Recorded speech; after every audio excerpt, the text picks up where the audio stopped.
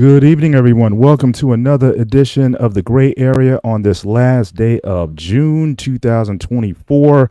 Hope you guys really enjoying your the summer. School is out. I hope everyone's having a good time. I am Mr. Bennett, joined as always by my partner, Grooming and Reviews 101, aka the Ghost of Sparta, aka Peter, aka Pietus. Y'all saw my brother. How you doing? Sparta! What's good, sir? How are you? What's going on, brother? How are you tonight? Are we I'm doing well. I'm sore.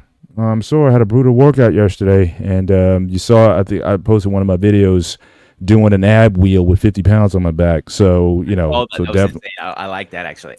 Yeah, because I know that most guys don't. I started a new job last month, and I had having time to go to the gym. Right. So I just signed up to the new gym today, so I can make time. I'll be going back and forth for 2 different gyms, so see what works best for my schedule. Right. Well, I know the ab wheel, I kind of fall in and out of love with it. So like I'll take cycles where I go off, I do other ab exercises, but then I had to pull it out again. So a couple months back, I pulled it out, and I've just been adding steadily on, just putting weight on. So now I'm back up to 50 pounds, which last time I did that might have been like 3 years ago. So now I'm, going to be taking it further. Who knows where I hit 70, 80. I don't know where I'm going to go with it. But the idea is simply just to, just to certainly work on the core. And, with 4 months to go before my birthday, I definitely want to make sure I'm in the best shape I could possibly be in. So just putting the work in, grinding hard. Those Sundays are always tough because that's like recovery. And I know next week I got my deep tissue massage schedule. So I'm definitely going to be looking forward to that. Get the body broken down. Last time I had one a couple weeks prior, it really helped out. So I'm waiting for it, looking forward to my next massage coming up. So, definitely looking forward to, certainly a good show tonight. Tonight is our open call show. So again, shortly we're going to drop the link in the chat. So any of you guys who've been following us, who want to get at us, who want to speak to us, and you don't have to necessarily show your face, but again, we will be watching. As always, keep it straight, keep it clean. We got our brother David in the background who's keeping guard and whatnot. So again, you don't necessarily have to show your face.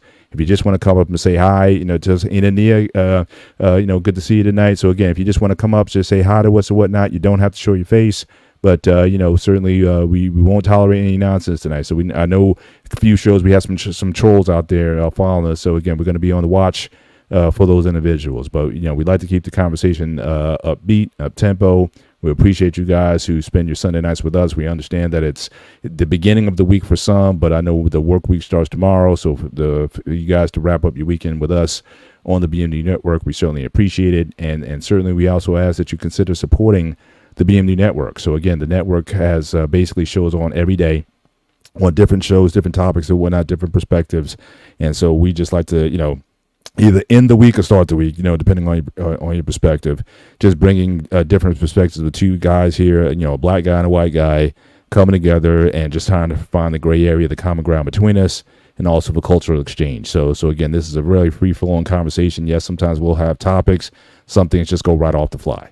And so last few weeks, we've been all over the place. We talked about parental care, death, and toys. So where are you going to find that kind of conversation going on in any in any space? So again, Joshua Jones, say he has questions, but he needs to move to a laptop. That's fine. Certainly we'll be posting the link shortly. The only thing I have to say, the guys who've been firing shots at us, they never come up. I got 2 words for you. Just bring it.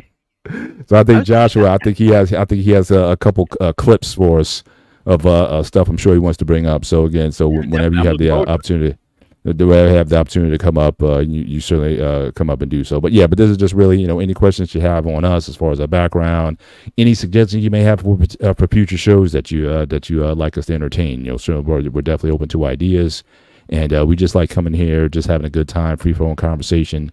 And it says, what value do the two of you have most in common? That's a good question. That's a hard one because we have a lot of things in common, believe it or not. We do. But she's talking about values. Yeah. I would say faith. I mean, I think we're God-fearing people. Peter doesn't sound like it sometimes, but I know that I know that he loves God and he loves his church and his community. And certainly, I'm certainly a person of faith also. I love Jesus, and certainly I don't throw my faith out there, preach it down to people or whatnot. But I just try to let my light shine before men with my conduct and my character. And I'll let that speak for me. So I think certainly, I think our families, certainly care of our parents. We didn't necessarily have the easiest times with our parents, but certainly we're both in a position where we both take care of our parents. Our mothers in particular, because I know my dad passed 6 years ago now. And so I know Peter's very diligent about taking care of his mother, and I know certainly I do the same, making certain that she's good.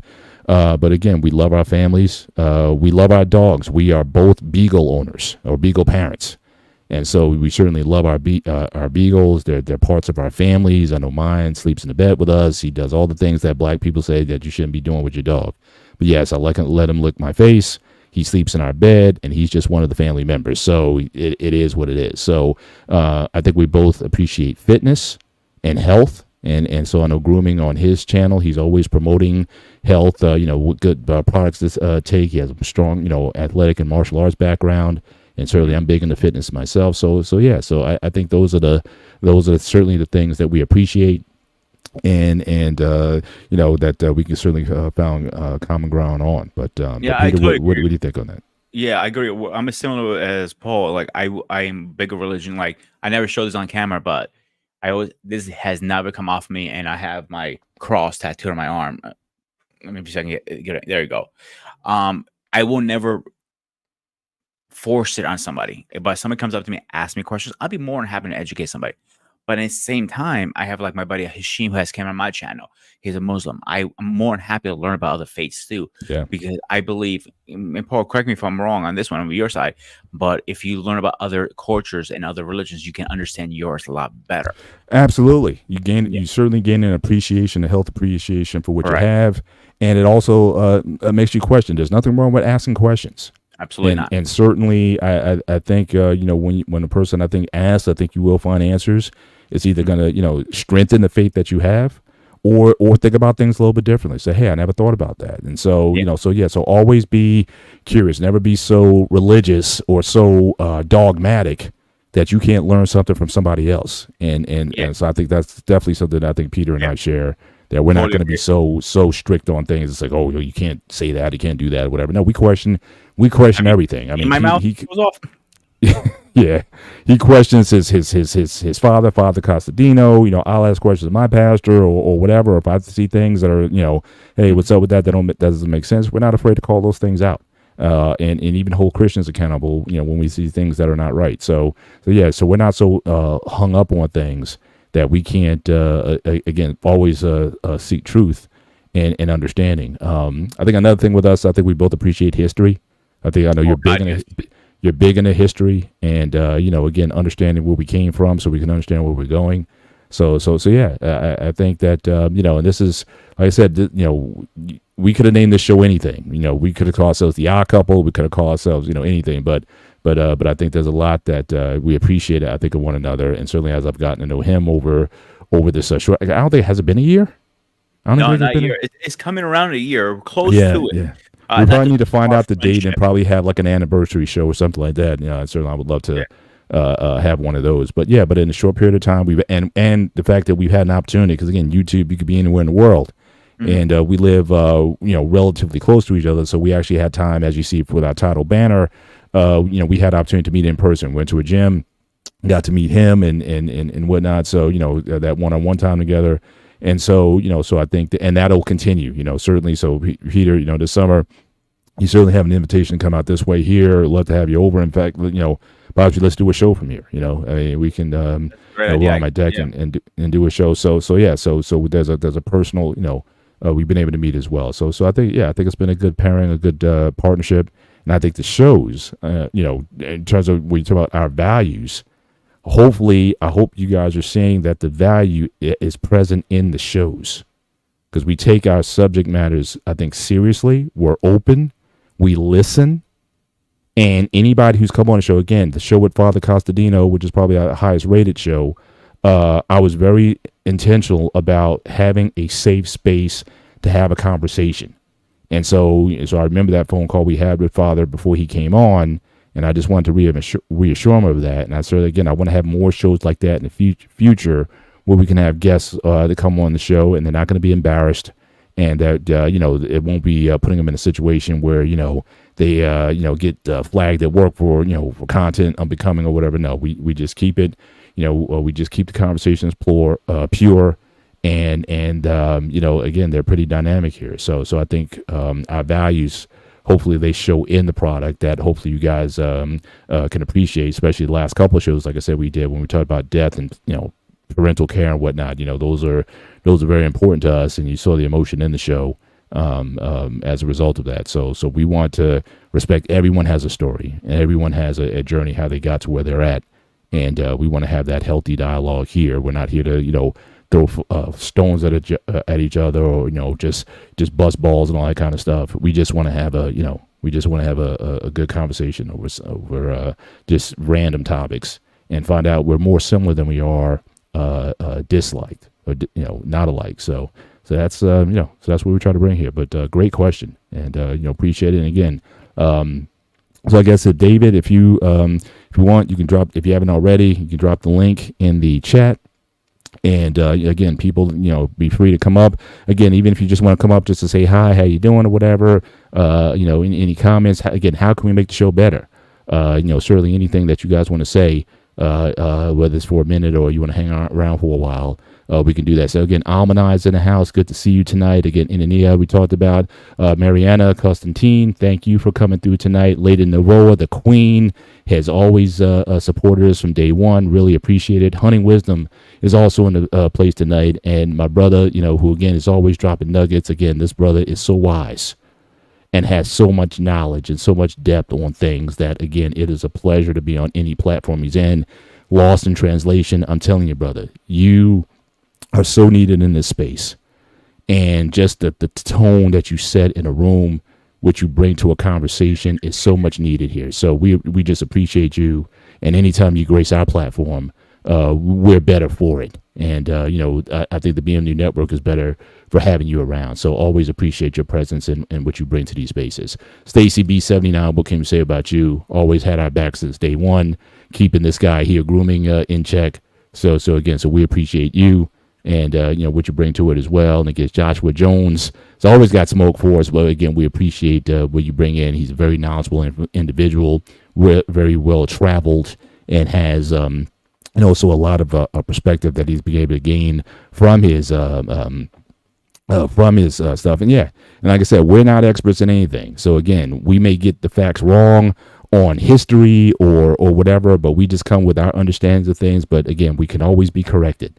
So again, if you have something that you can certainly add or correct us on, we appreciate the dialogue, and we want to be better in these spaces. And lastly, I believe Hunting Wisdom, if I didn't recognize you before, again, thank you also for joining us tonight. But while we're waiting for people to come up, Peter had an idea for a show, and it almost seems obvious that we had, when we started talking about this conversation or having this type of conversation, one of the movies that I talk about, says again, I don't know too many people personally who are Greek.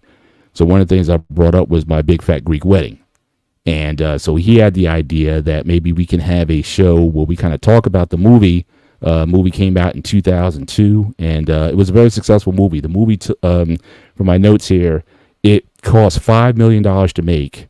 It made over $400 million worldwide. And for what I understand, there's been at least 2 sequels to the film. So again, a very popular film at the time, gave a lot of people a perspective, which maybe they didn't know about. And I actually went back and I actually watched the movie today because I hadn't seen it in quite a long time. And I know I forgot a lot of the content in the film. So I went back and I actually watched it today. And so what we wanted to do was so I have points here. Now I made 40 points from the film. 40. So some things. Before we say anything else, the point of this conversation to debunk the myths versus the facts. Correct. And like, Correct. What was that show? Facts versus, like, when they did that, I think, Mythbusters. Myth versus bust. We're busting it today. Yes. So I'm going to go over some of these here, and I'll just take them on again. But if anyone jumps on in the meantime, we'll take a pause to certainly entertain you and have you on with us. And again, it's up to you if you want to hang out with us as it goes on. But I just want to go through those. So again, 40 points from the movie that I had gotten, just from watching it this time. And so yeah, so I can just start, kind of rapid fire these off. You can say true or false, or not, no comment, or pass, or or come Oh, back I'll be to it. straightforward. Like I'll say bust and not bust. Let's do it. Let's do it. So Let's you can do fire. it. Okay. So one thing about the film, it says there's three things that a Greek woman must do: marry a Greek man, have Greek babies, and feed everybody for the rest of their life. Facts. That fact of That's how most of them are. Not to that extreme, but it is like that. Most of them are used to marry. You're not forced to marry Greek, but is more acceptable if you do in Mhm. the old school from the old country, if you want to put it like that. But if Right. you marry, let's say, a black woman, Spanish woman, Indian, whatever, it's not going to be looked down to. As long as you have, married in the church, have kids, and she can cook because Yeah. Yeah. So I found that just interesting leading into the movie. Now, the one thing that I saw, and again, some of this is interesting. The fact that I hadn't seen the movie in a very long time, coupled with the conversations that we had Mhm. since we did the gray area, I truly think that it had changed my perspective in terms of how I saw the movie. So when I'm looking at certain things, I was already questioning some things just based on our conversation. So it's just interesting, again, when you have conversations with real people, how it can change your perspective when you look at things. So the one thing that I saw was there seemed to be, again, this could be stereotypical, but there seemed to be a Greek look in the film. Most of the women, the Greek women in the film, were brunettes, curly haired, and some could be a little on the shapelier side. I'll just say that, a little on the heavier Curvier. side. Curvier, right. Now, it was interesting because there was a scene when she was a schoolgirl, and this is going to be my next point, talking about Greek school.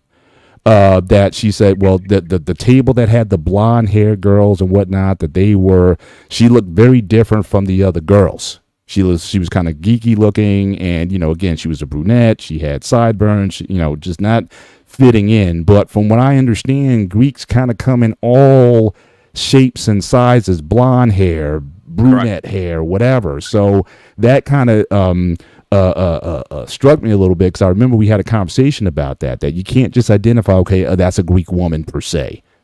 So it seems like there's a stereotypical looking Greek woman that everybody, again, olive skin, curly hair, a little curvier than most. But you can have a woman who's thin and blonde and whatnot, and she's still Greek also. So I thought that stereotype, it looked like to me there was a stereotype in the film. Now, what I'll also say, I one of the takeaways I got from the movie, I don't know if how that original movie would have played today. I think the timing when it came out was important, because I think today, we might be a little bit too PC for it. I agree because so only one part of the movie I know backstage from me reading out interviews, and she's actually Greek. Yeah, Original one part, Greek yeah, Canadian, actually. She's right, family like grew up in Canada, and yes, but she's of Greek origin. Yes. yeah, like Trish Stratus, she's Greek, Canadian also. Right. Right. So part of the movie they really wanted to do, but she fought back. So I'm not doing these movies like this. My family's going to see it. My grandparents are going to see it. My mother's going to see it, and my priest and my church. So I'm not doing this scene like this. Is the scene that they're in bed together after they were intimate. They wanted her in the bra or some kind of skin showing a lot of Right. exposure. Right. Right. Right. She goes, I am not fucking doing that. Right. And fun fact, actually, where the cake came from for her wedding came out from Astoria, New York, a place Mm. called Ammonia Cafe that I Mm. actually used to work there for a little bit. Is that right? So, yeah, they have a plaque, them picking it up and everything. I think it was kind of cute and fun in the same way. So they Small want to throw world. that out there. Small world. Cool. So Yep. again, but what do you think about, again, the look thing? Because I Again, think there's I'm gonna debunk that. That is myth, bust. The reason I say that is there's no look. Yeah, we have like people are dressed like a certain way. Yes, I'll give you that. A lot of Greeks like wearing a button down or polo or nice jeans, but that's Greek overseas coming to America. Now, mm, if you're talking to like somebody like American grown up Greek who's here, he's going to be in the trends. Baggy pants, not baggy pants, maybe long hair. Long hair is a huge thing in Greece. It's been always a most popular thing in Greece. Is how you do your hair. It's always ponytails. Man bun. Been people were rocking the man buns before the man buns was a man bun. If that makes sense. Right. Yeah. Gotcha. Okay, so again, myth again. Not there is no such thing as a Greek look. They come in all varieties there. Now, Greek school. Now, did you go to Greek school? Is that how what is it? And especially for those in America, it makes sense if you're in America. Obviously, you want to keep the tradition and whatnot. But what percent do you think of Greek Americans go to Greek school? What was your experience with that if you went? And what was that all about? Okay, so I didn't go to Greek school, but I went to Sunday school. So Sunday school in Greece is learning about your religion. So the priest comes in, and he teaches you stuff like X, Y, and Z, for example, or let's say why we receive communion, why we do baptisms, and so on. He gets deep into it. After Sundays, all the kids go play and have lemonade and have fun. That's how you make more friends in the church. Right. So Greek school here in America is different. You have Sunday school and Greek school. Sunday school is to learn about obviously religion, like I said. Religion, right. Greek school is you learn your language, and that is very common. And most times churches usually run that. Okay, but you didn't have to go because I know early on you and what is Greek school? Is that K through 12? Like, is there an age limit, or you like through young? I'm not sure, to be honest with you, because I have never looked into it because I don't have kids yet. Obviously, if I have kids, I will be looking into it more because I want my kid to speak my native language, of course. So when I'm correcting him out in Greek, he knows what the hell I'm saying to him at least. Right. All right. Next point here. Mother's guilt. Now, I've heard that a lot of ethnicities. We've all heard about Jewish moms. They say like the most notorious for the guilt that they put on their kids. But there definitely seemed to be a big strain of how Greek mothers, the strain that they put on their children when it comes to that. So what is your, so how much fact and fiction to so that's do very that? fact. Like my mother always throws comments out there. When I die, you're gonna remember me when I'm, this. And, and that hits a nerve. She puts that out there. Oh man, like we're cooking something like, when I'm dead, you're gonna remember me by. I'm like, motherfuckers, I hate when you fucking say that. Stop. Wow. So that is very, being an only child is already pressure. Now being Greek is another extra pressure. So is a lot of pressure. Like you have to be a certain way. Like when I got my first tattoos and started growing my hair out the first time, or growing my beard out, like you're not being Greek. Like why not? I can put with somebody who's Greek on Instagram who has neck tattoos. Yeah. I'm like, that's not Greek. I'm like, what is Greek? Greek is where you come from, not how you look. And I hate that. And the guilt they put it in, like it's like really like I had great guy. Older man at my church, and I had my beard still before I trimmed it down like I have now. And he goes, when you go shave your beard, you look like a bum. Like I'm like being a bum. Then I'm okay with that. There's nothing wrong with that. I'm like I like a long beard. I go through my phases. Like I went through a very long period since you met me, going through the long phase beard. Right. Now I'm like I'm giving it a little break. I want to go a little short for a while. Right. I hear you. I'm just using an example. I see Embrace the Grace. I know she came on through here tonight. Thank you again for joining us tonight. In fact, I know Embrace, she has a unique background herself. She's half Italian and half, I believe, Dominican, if I'm not mistaken. Correct. Yeah. So Embrace, is there such thing as an Italian mother's guilt or Dominican guilt or whatever? I want to say, or anybody who's got ethnic guilt. I want to see how that goes. I got to throw this out there. Grace, we have this argument. I'm gonna say it again. I make a better marinara sauce than you. So if you let them say the panel's open, come on. Hey, we have to put that. I'm poking the bear tonight. I'm poking the bear on everybody. We have to put that to the test. So yeah. So anybody who deals with ethnic guilt. Now again, I know we have our Nigerian brother in the back, Black David. So again, Nigerian mom's guilt. That could be a whole nother show in and of itself. We might need to. We might have to have a show specifically on that. Mom's guilt. That got his attention. So yeah. So I saw that guilt hard in the movie. So they definitely we have to. We're gonna have a cook off on God. All right, sounds good. So she's throwing the gauntlet down, And you guys gonna have that. Game accepted.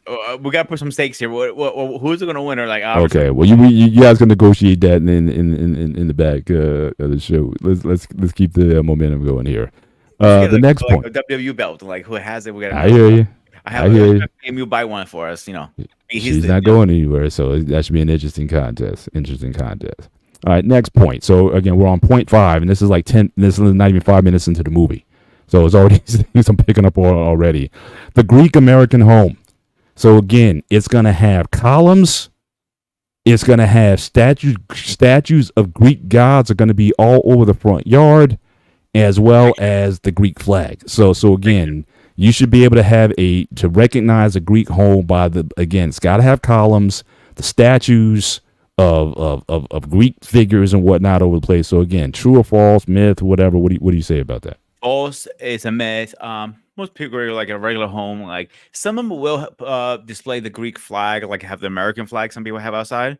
Nothing wrong with that. But that's it. You're not gonna have like the Acropolis. You have Hercules on this side, Zeus on this. No, that's a complete myth. It's when you walk in, it's a regular house. Like I walked in your house, nothing is different. The only different is maybe you see some icons in the house because of we have icons around. Right. All right.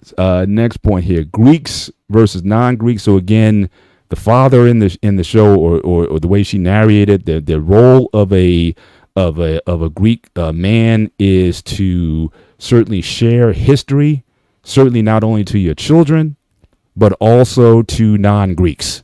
Is to educate the world on the importance of Greek history and its importance to the world. False, because every Greek is a little different. You can't say that's facts because I'm big in history. I know a lot of Greeks who are actually I can't say that. Let me phrase that. Only I know one or two other Greeks that are known as much as history as I do. I know my buddy Dimitri, for example. He knows history, but he's not like deep in it like me. Right. And he grew up in Greece more than he graduated. He went to college. He knows more about it than I do. But he's like, it's another day for him. Gotcha.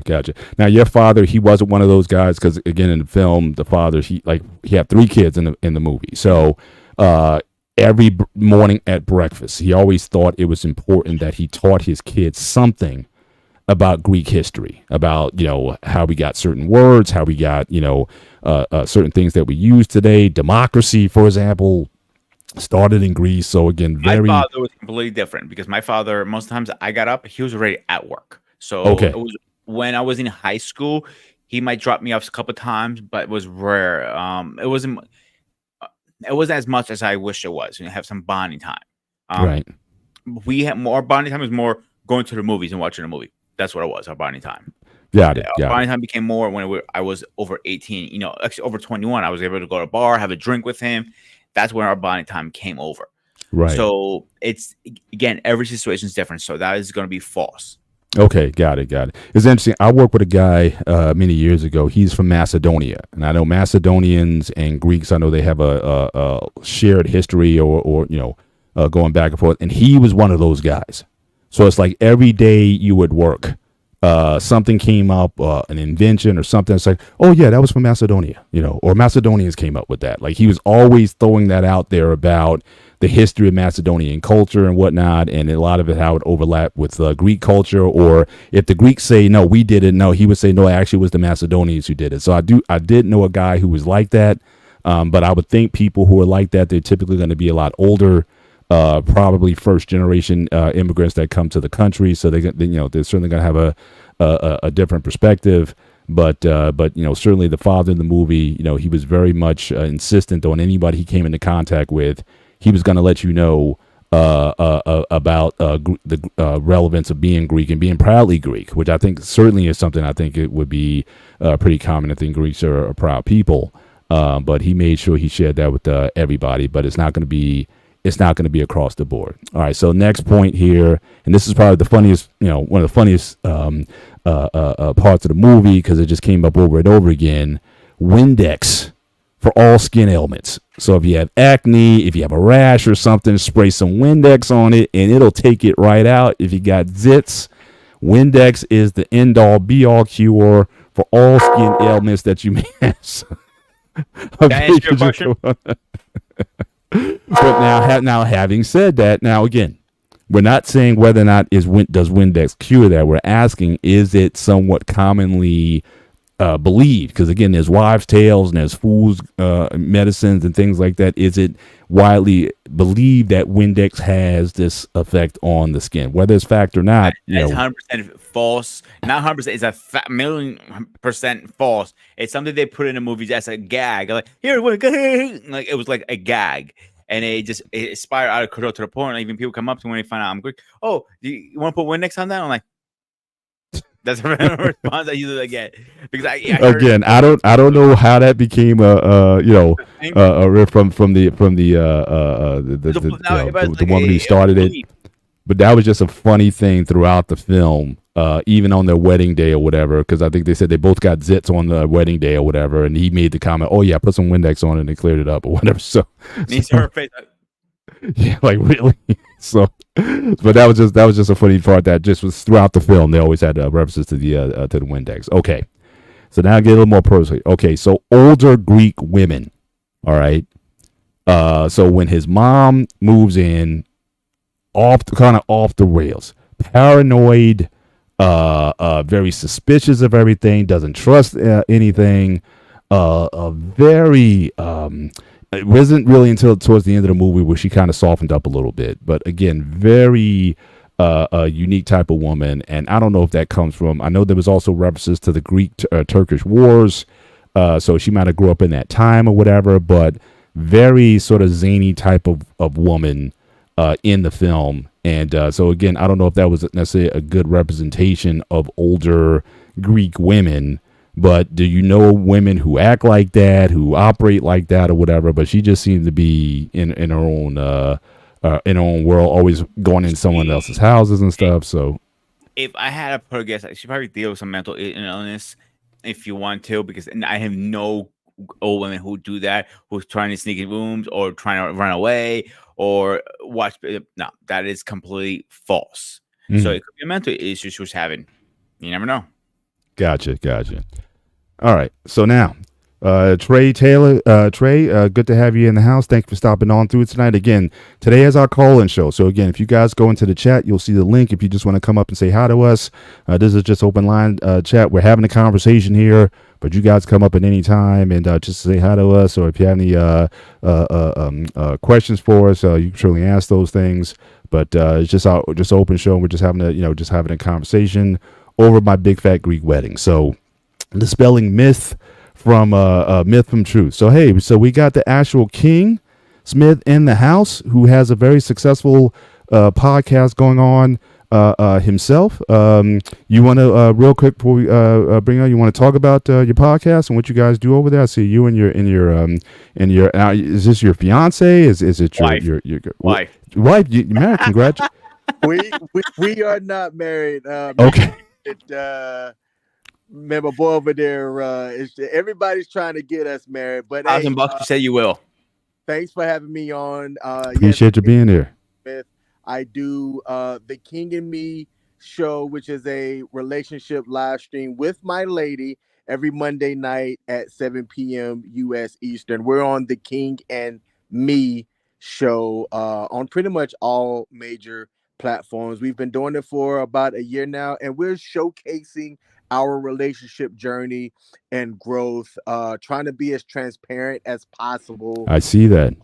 And just trying to showcase that in the narrative of there's not a lot of good, healthy people out there that you can start a relationship with. Mm-hmm.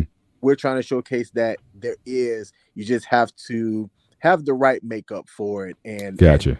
And know what it is that you are looking for. I gotcha. And I've listened to a few shows, and again, you guys go in deep. I appreciate the back and forth with you guys. You guys have great chemistry, and I think it's a refreshing show because a lot of times in these spaces, we sometimes talk about the dysfunction a lot of times in relationships, but again, you guys are trying to paint a different narrative, and you're gonna see how you can have a healthy conversation. You guys don't always agree with one another, but how to have a healthy conversation with your partner. I think it's great to see, and so yeah, as much as I can, I know you guys have different clips out there, and sometimes I comment on those. And I think the last one I talked about was, yeah, it's like most guys, if we get 80% of what we want, we good. It's like a lot of ladies, you got to check off all the boxes to even have a chance with them. But yeah, just give us 80%, 8 out of 10. We can rock with that. No question. Well, I would say one thing: what you get on that show from King and Michelle is the real. King is one of my best friends, and I met Michelle, and she's literally exactly what you see. Is no filter like, oh, this is for YouTube to get you views. No, that's how they are in real life. So you can raw footage from them. The only thing he sits on a phone book. So that's the only different there. I got you. We're already causing beef in the chat already. So again, so you got Lady Navoda saying, why don't you guys get married? And then Trey, he's like, he's like, nah, don't be pushing marriage on them. so again, so you're already in these spaces here. They're asking the questions of so what does the future you think look for you guys? Is that something that you guys are going towards, or are you just guys at a good place in your relationship right now? You'll just see what the future holds. How do you guys see the future without giving too much away? Again, no pressure at all, but just kind of just where you guys are at. We don't mind talking about it. I definitely don't mind talking about it now, especially for people that haven't watched our episodes yet. I've said very publicly to her, and even when her and I met, that I wasn't sure if I wanted to get married again. So so you've been married before. I've been married. I was married for 14 years, and my first marriage ended amicably. So there's no hard feelings. I don't have a ex-wife that is vindictive or anything, as her and I do share one child together. Okay. But it's like people don't get married to get divorced, and I thought that it was going to go. So after it ended, I had to ask some questions about myself that I needed to address. I got those things addressed, and I grew from it. But I still was in a spot that, as I was coming back out into dating and things like that, I saw a whole new world that I stepped into, and I took myself out the game altogether, only to be matched with my lady through a friend. Like, I wasn't looking for anybody. I told my friend that when they were trying to set us up, but we did meet. It sparked a friendship. That friendship turned into something more. And to get to the part about marriage, it's not off the table, but I'm not running to it. Got it. Yes, it does. So yeah. Yes, it does. Absolutely. Well, again, I got a comment, King, right? All right. Well, before you go with that, just make sure, if you could just in the chat, if you have access to our chat, just drop a link to your channel, put it in the chat. We'll post it for you, and we'll be sure to promote your show. But again, certainly the episodes that I've seen so far, certainly I've really appreciated the level of conversation you guys have been able to have, and I think a lot of people have benefited from it. So be sure to leave your details, and we'll make sure that we share it. So, but go ahead, Grooming. So I remember on a podcast we were both on, the Real Precious, that you said I would never get married, and she was supposed to clip it. So I'm calling your ass out once again, Baldy. Yep. People have often. Hey. First of all, King, again, I'm sure if I haven't introduced myself properly before, again, I am Mr. Bennett, but I'm also, no, you don't have to do that yet. You don't have to do that. Yes, I am the president. But again, I'm the president of the bold and the beautiful, the beneficent, benevolent ball brotherhood of the BMU network. So again, I certainly fellowship with the guys who choose to live follically free. So again, I will not tolerate these kind of slurs and slights and insults that the follicle world will try to throw at us or whatnot. But we seek peaceful coexistence with the follicle world. But I will not have my brothers slighted in any way in these spaces. I apologize towards all the clean shaven heads, but I still have a better bit than you, King. Can we agree on that at least? Hey, people have often misquoted me when I've said, "Oh, bullshit." I've always said highly unlikely, but that is not a never. I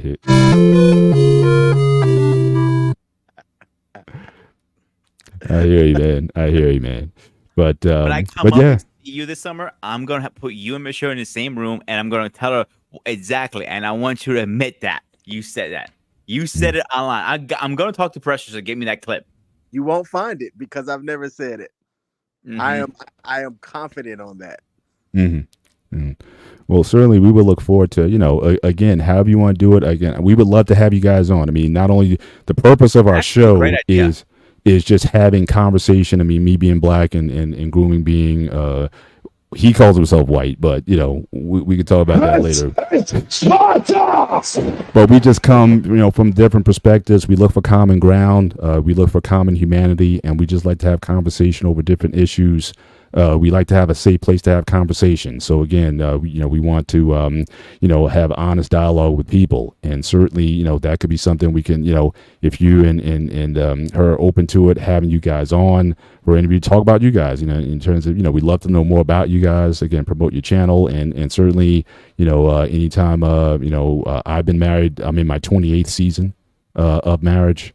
And so, certainly, if you like to have me on, or me and my wife on, or anything that we can do to help your channel, let us know. But I'm all about collaboration and definitely having that dialogue. So, but anything else? How have you watched a lot of our content over the last few months we've been on? Yep. So I actually tell Pete all the time, I be in the background. It's just I'm doing video edits. I hear you. Actually just came off of a live stream. I when you asked about the stuff that I do a sports live stream every Sunday from 8 to about 10-ish. But we had a trivia night in which I gave away a Starbucks gift card. The next one that we do is either going to be in July or August. I'm giving it's right behind me an authenticated signed Drew Bledsoe jersey that I purchased myself. Very cool. But I don't have an allegiance to Drew Bledsoe or the Bills, so I'm just going to give it away. I hear you. Doing a lot, but I always like to support Pete and what he's got going on. So I'm typically watching as I'm editing or doing things. I just got it up in the background and stuff like that. And I remember when grooming first started, and to see what he's doing now, the different collabs that he's made. Hey, he's working hard out here, and yes, he is. Hey, man, I'm proud of you, brother. Thanks, Kim. That means a lot. It really does, man. Awesome job. Well, again, King, again, you're free to hang out with us. We're kind of going as people come in and out. We're kind of shuffling them in as they come. We're talking about the myth, separating myth from reality from my big fat Greek wedding. So he wanted to go over this. So I'm just kind of going through the list. So he's dispelling this is true and this is not.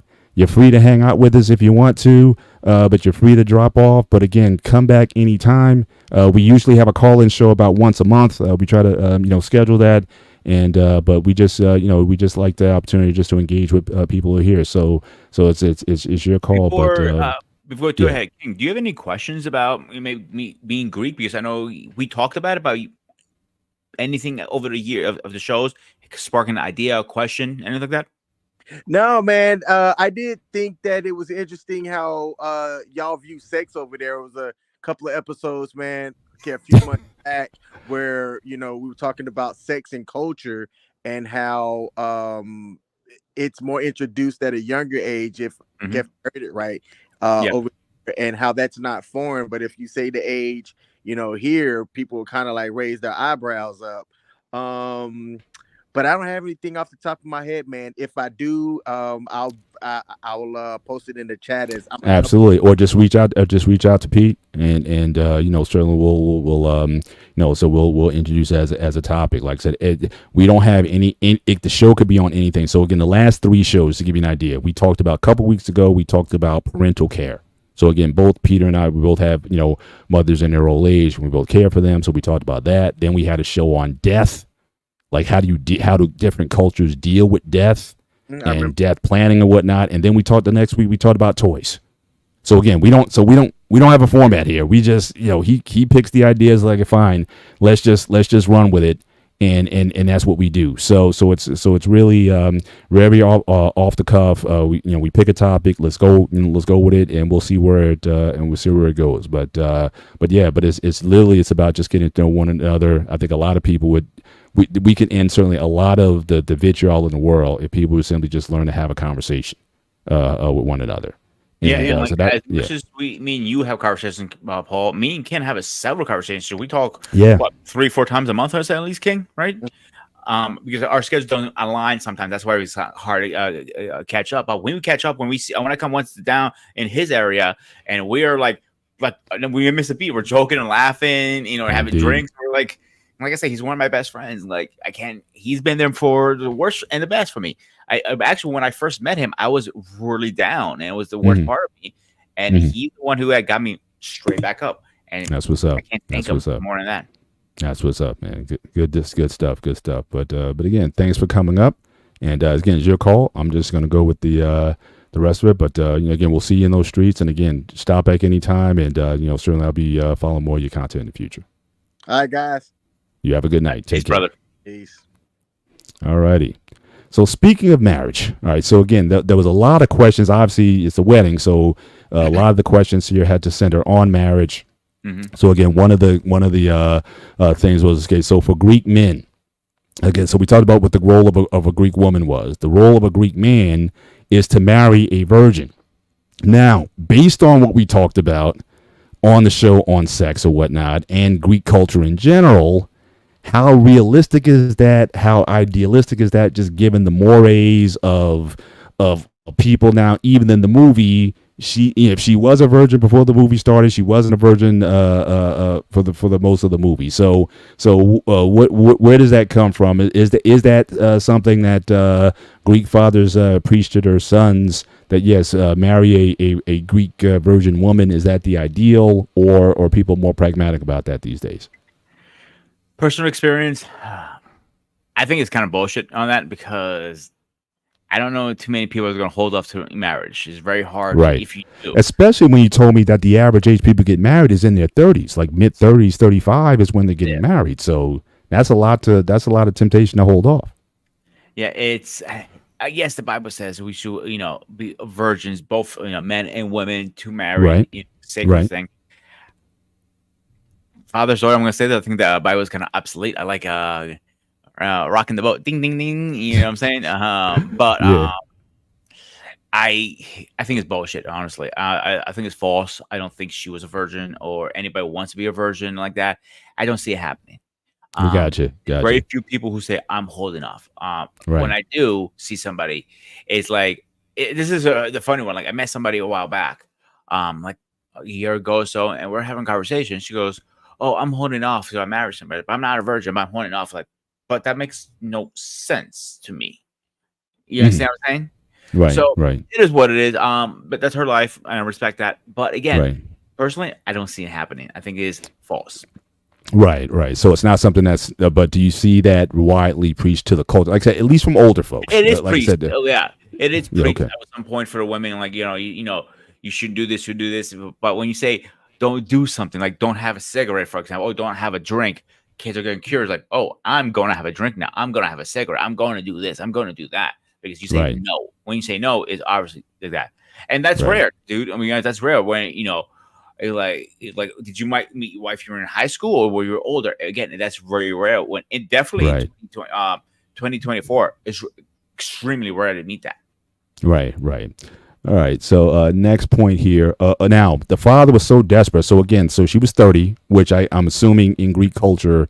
But so that was the thing that was throwing me off, because she just turned 30 in the film, and you were saying that most Greeks don't get married till after 30.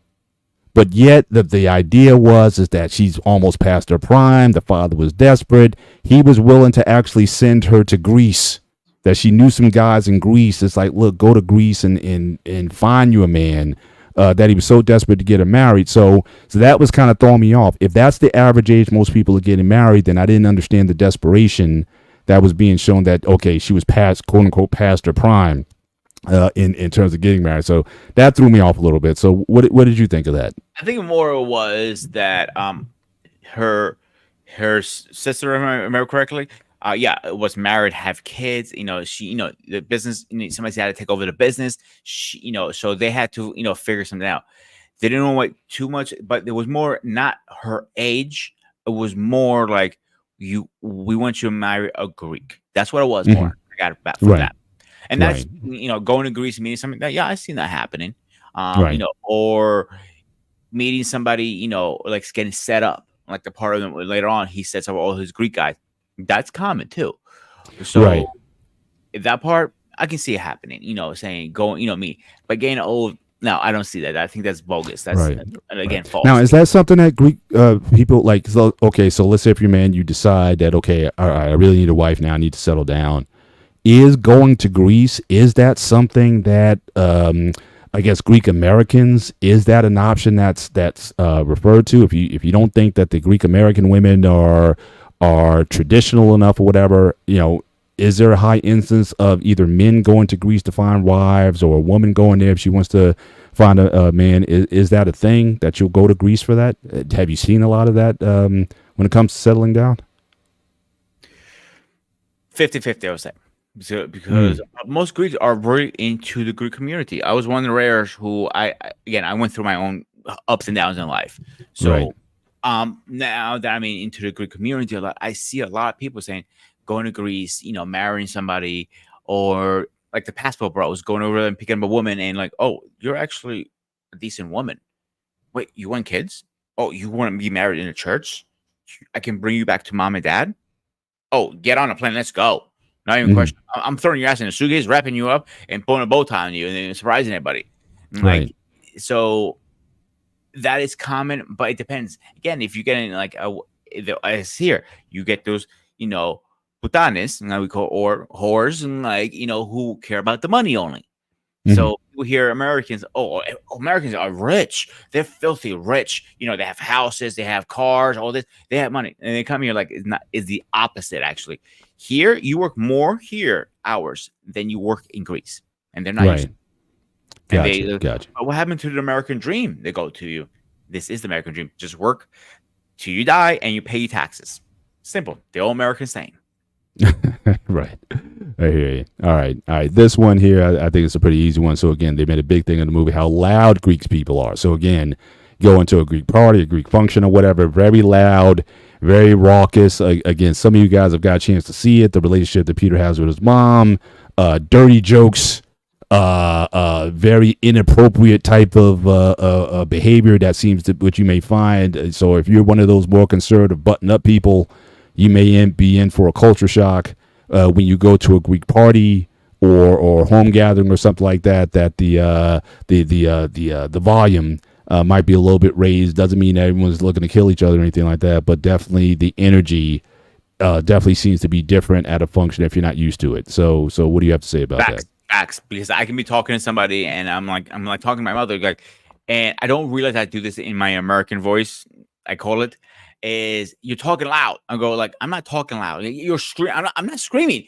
Stop saying. Now I use it as a joke, telling people like, oh, stop yelling. You know what? Stop yelling. Like, I'm not yelling. What are you talking about? It's because my voice echoes so much, and that's my normal voice. You know, we are loud. And now the only other culture I can say is close to being loud as us is Italians. So now if you have a volume meter, who's gonna beat it? Like, let's figure that out. Right. Though it happens at a lot of ethnic groups, and it's interesting because I was watching something that dealt with police interactions, especially with the black community. And one of the things that came up is that, you know, oftentimes I've been in, you know, there's some black households where, again, the volume could be loud. I mean, people screaming from upstairs or whatever. Like, there's an energy that a lot of times that are in these places. And a lot of times that sometimes in law enforcement, they don't take that necessarily into account when they kind of go into these homes. And so, you know, you may look at that being loud and oftentimes as being aggressive when it really isn't. It's just that there's a manner in which families, you know, when they're going back and forth, there's a lot of energy, and people may misread that as something else, like, oh man, these people are crazy or this or that or whatever. So you know, certainly that can be something, if you're not ready for it, can certainly throw people off guard. But I just remember hearing about it as far as law enforcement. People sometimes don't take into effect that, yeah, certain communities, that they have a way of relating to one another that you might think is aggressive. I mean, I remember one time I was worried a guy who was Arab, and he would be talking on the phone, and he sounded pretty harsh, like he was talking to his wife. I was like, man, that's everybody's like, man, it's kind of hard. That's just how they talk.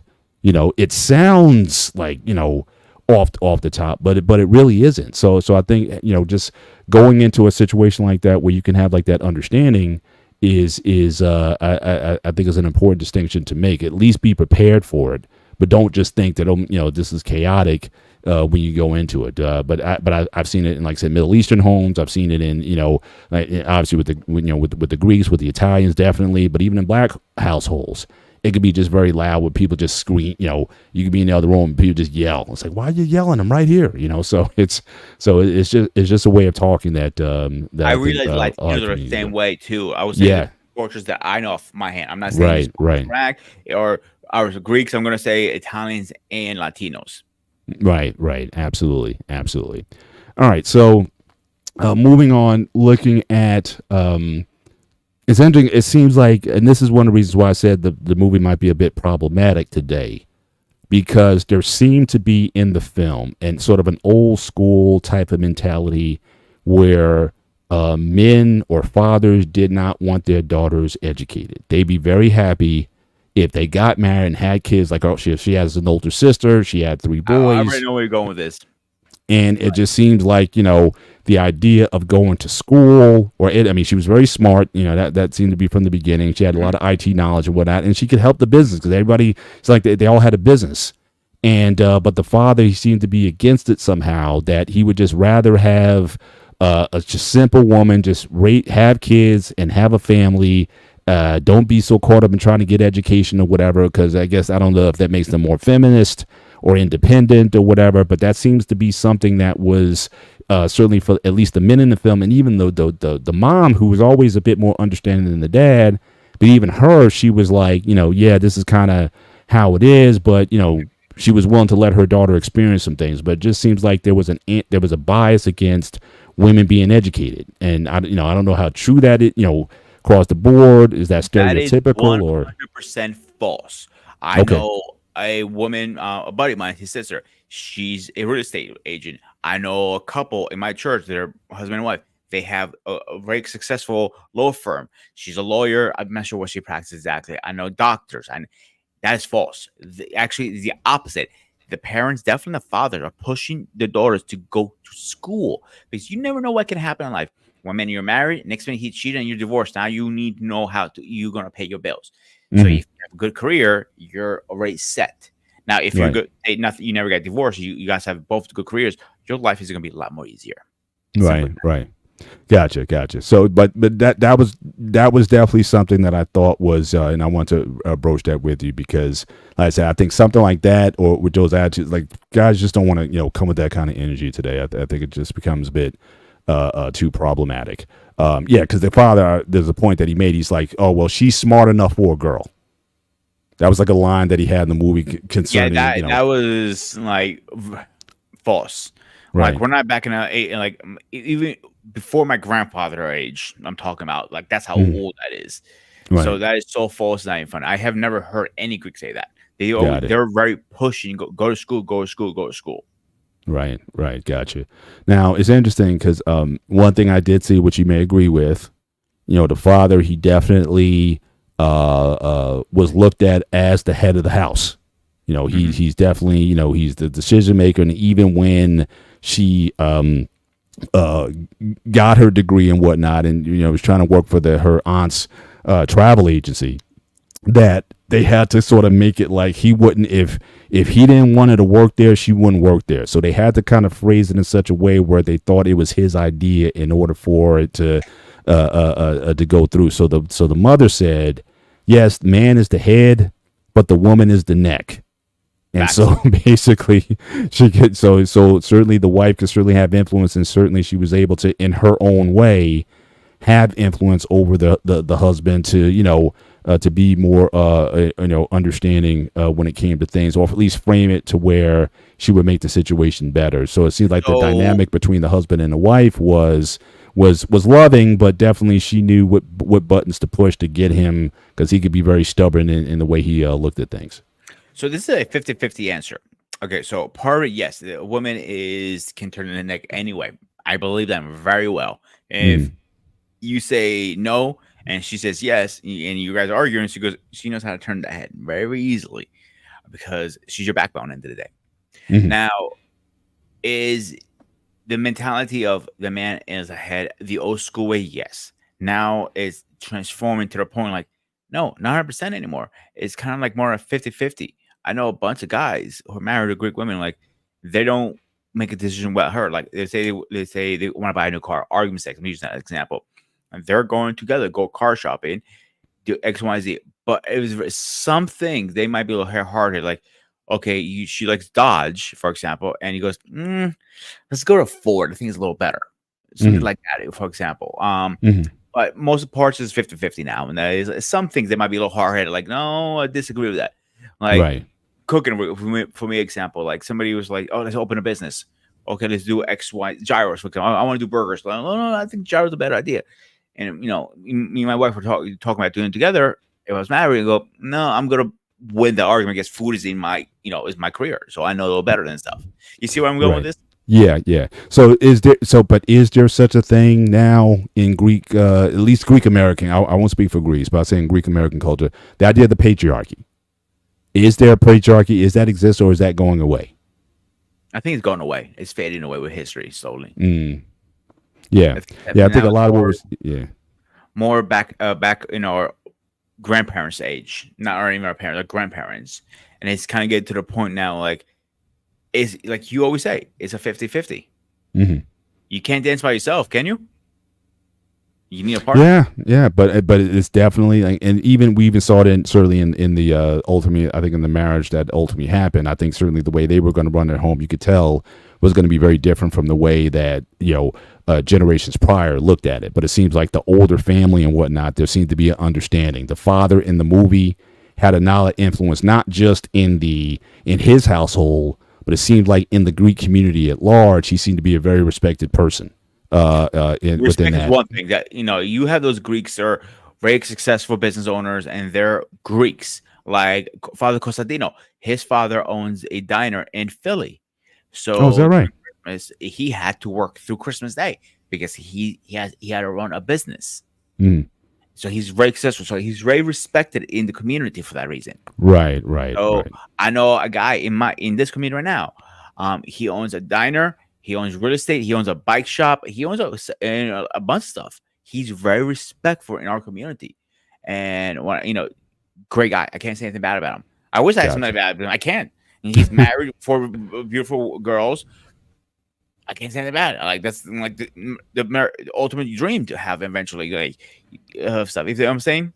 Right, right. Gotcha, gotcha. The only part I want to touch base, and I'm Sure. gonna stir some feathers, is the marriage thing part. It's like that is definitely a part. They always want you to be married. You're gonna have kids. You have to be married. It is Yeah, a must yeah. in my culture. Right. And I agree with it. Like it's if you're gonna be a partners, what kind of partnership is that if we're not actually combined? You know what I'm saying? Yeah, I know this is what I more of a religion comment kind of thing, but that's what I believe in. And I know mhm. 99.9% of Greeks is a very small percentage who say marriage don't work because they've been hurt. They're Right, damaged for some reason. They're through a right. divorce or bad breakup or something. Mhm. And for people who are out there, I always say one thing to them: go get some professional help. You really need it because you're going to Right. destroy your next relationship. Now, have you seen? Speaking of, because again, we know that people do get divorced, like certainly in Greek culture. But do people tend to remarry? I know a Is few the people. I remarriage know a good buddy of mine actually. His name is Sotiri. He was married. The relationship was again toxic. to a Greek woman or Greek okay, American, actually, not Greek. A okay, Greek American. And it was toxic from the beginning. hmm, So they got divorced, and he's remarried from another Greek woman right now. gotcha, gotcha. So, and that's not necessarily frowned upon either by the church or the whatever. Or first of all, I don't think I ever asked like, what is the church's stance on divorce? Is You that know, something? okay, so back in the day, they looked down like, nope, not happening. You got to work it out. Now it happens. You know what I'm saying? It's like Mhm. here, like a divorce and move on. And I know Trey's blowing a comment saying, about Greece and the divorce rate and stuff like that. Like, you can look all the statistics you want online, but the internet is not always facts, my man. I'll be honest with you. You can say, the sky's green, but we know it's blue. You know what I'm saying? I lived Mhm. it, so I know how it is in Greece. Um, Marriage is very big in Greece. 100%. Right. I can tell you, I know 5 people who own wedding.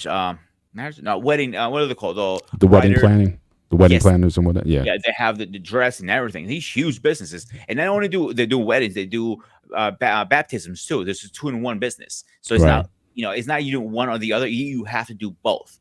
Right. So it's because it's just how the business works in Greece. Yeah. And marriages are, again, same here. It could fail or it could be successful. It's, there's no, well, I gotta have a kid, I have to get married. It's like, it's pushed to, but now they're kind of getting away from that too. So if we have one of those things like, oh, the condom broke, kind of thing, like, okay, it happens. And so I know Trey's arguing, and it's fine. Right. You can have your Right. argument. And I did see some of those statistics also. But again, we even talked about that as far as our conversation. The fact that people get married later. The fact that, again, deletion rates in Greece are very high. I think you said there's like a clinic 100%. On every corner. So people are doing things. So again, there might be the ideal, which I think certainly people in their minds, they certainly have an ideal of how things should happen, marriage, family, and things of that nature. What people actually do could certainly be different from that. And I think just based on the conversations that we've had, the ideal is not always actualized. So I can certainly understand where he's coming from with that. And I can also understand, again, just what we talked about, just the economic situations in Greece, birth rates going down. Because typically what happens is, again, if people struggle to, to be able to support a family in Greece, it may be more difficult to marry because of that. If people have those kind of issues. Plus, you talk about the cost. It's expensive, especially if you live around Athens or whatever. It's very expensive to live there. So certainly these are things that I think could certainly affect birth rates. And generally speaking, birth rates are affected in most, from what I've seen, the trend is if you're in a developed country, birth rates typically go down.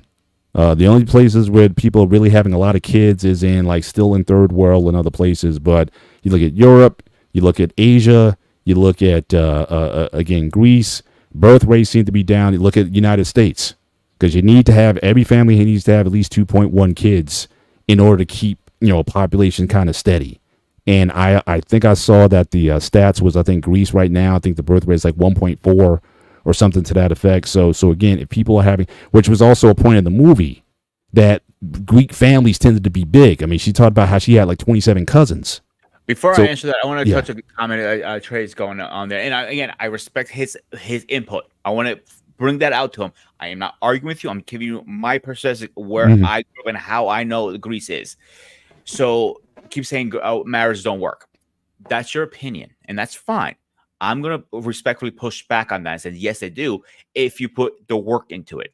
It's like working on your car. If you work on it once a month and you need to put a new engine, you're going to take forever to put the engine in. So if you put the work in and slowly grind to it, and it kind of, even you, Paul, you can say that, agree with me. Was your marriage 50-50 work, you're saying? Well, I don't look at necessarily marriage as being work. I know that's a hard comment, but for just for the show for this moment, you got to put the things in to make the marriage work. Thank Absolutely. you. That's it. So you can argue and say marriage doesn't work and everything. I will respectfully say I disagree. And that's your opinion. I don't care what stats you bring up.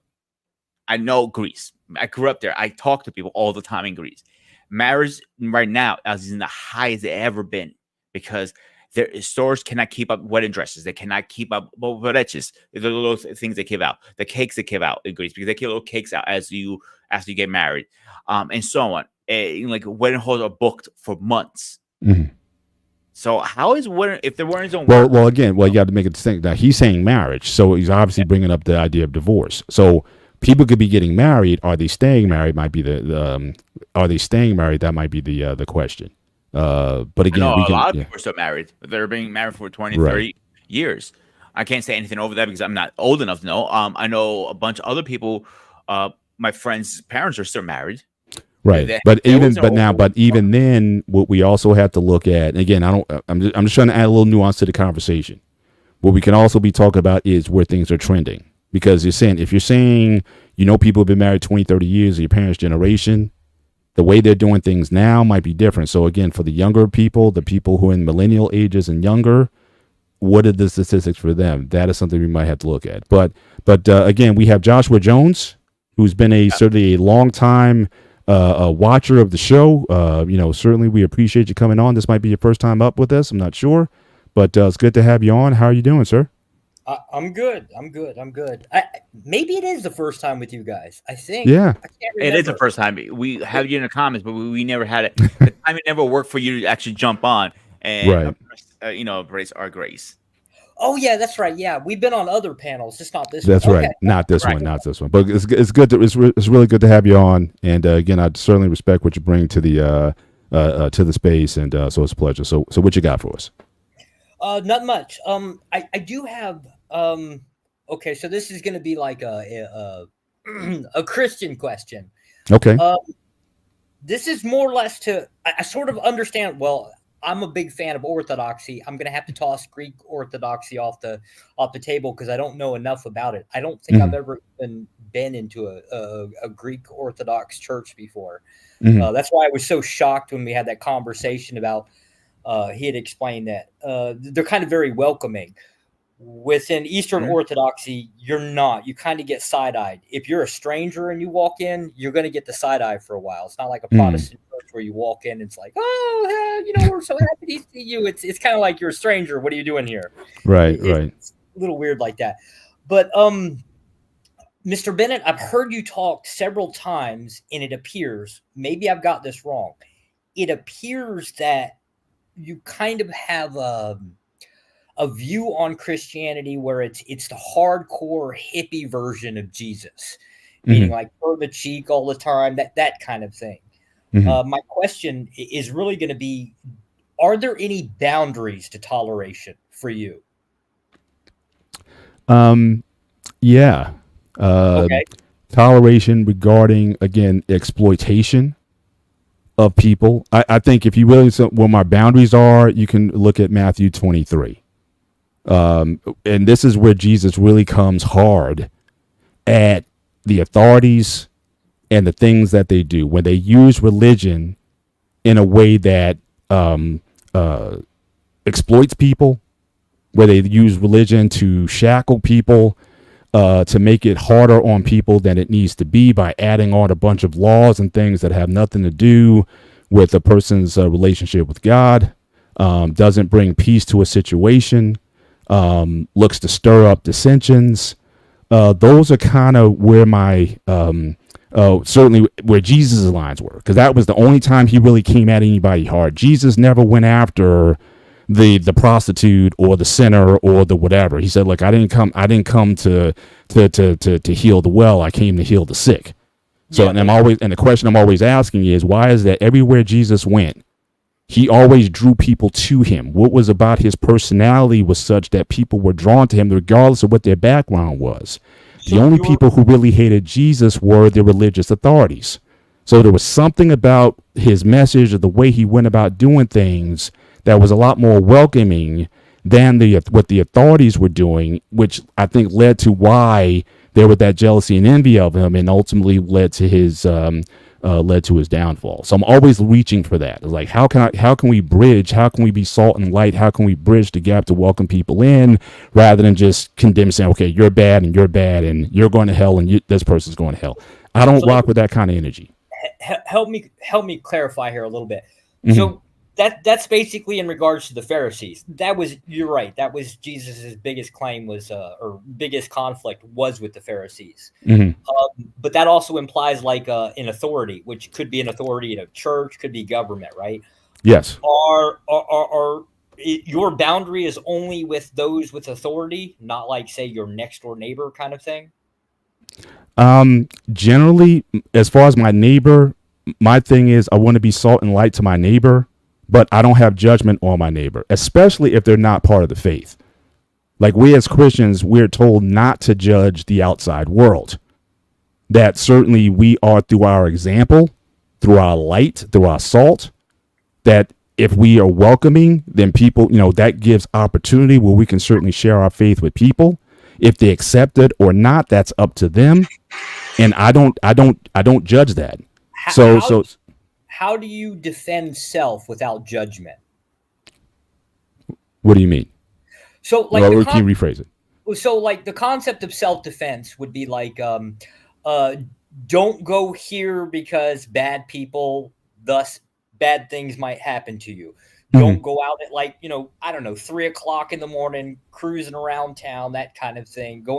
Don't go around places where trouble is generally a commonplace, that kind of thing.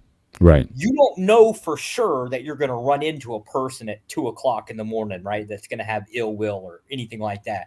Right. You just know that, okay, there's the idea that this element exists. Thus, you have to pass judgment within either an area or a type of people to just avoid. Well, again, I think we might be looking at judgment as two different things. Okay, when I talk about judgment, I'm talking about judging the character of or making a final determination about a person's character. Say, okay, that person's no good.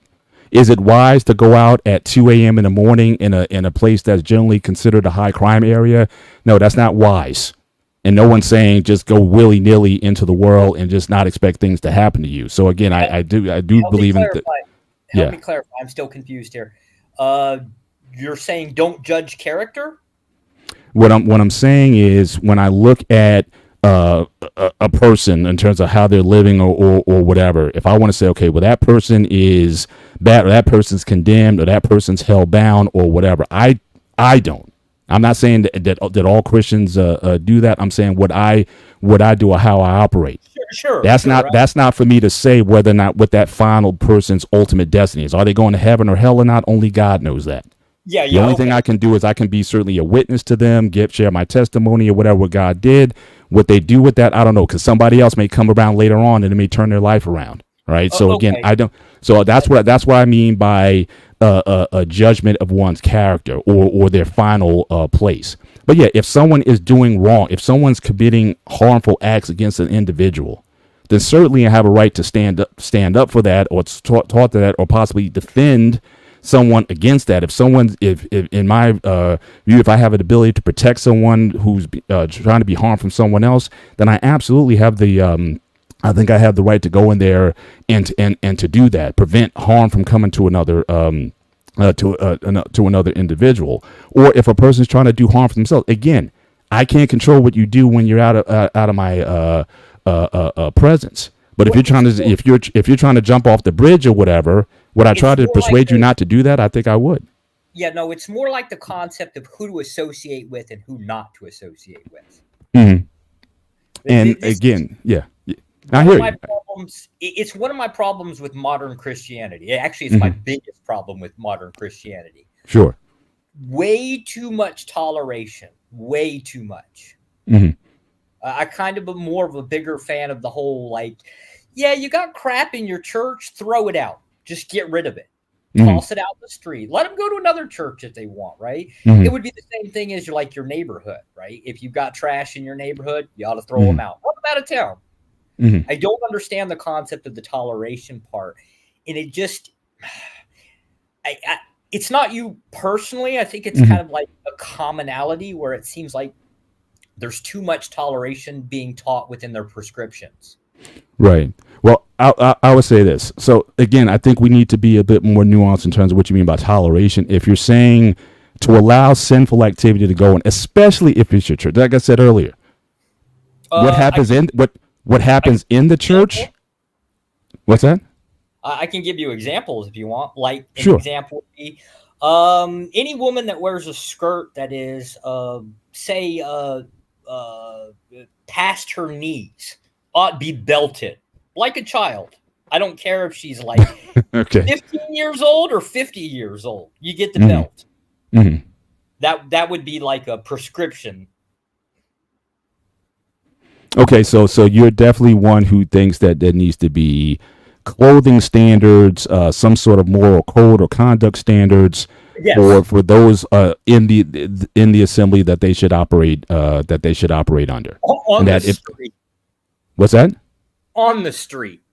On the street. So you think in a society in general. So it's almost like Sharia law to an extent. That I'm not saying you want. I don't think you want necessarily all women wearing burqas, but you think there needs to be that kind of standard across the board in the society in terms of how men and women dress, how they conduct themselves, and what the society is willing to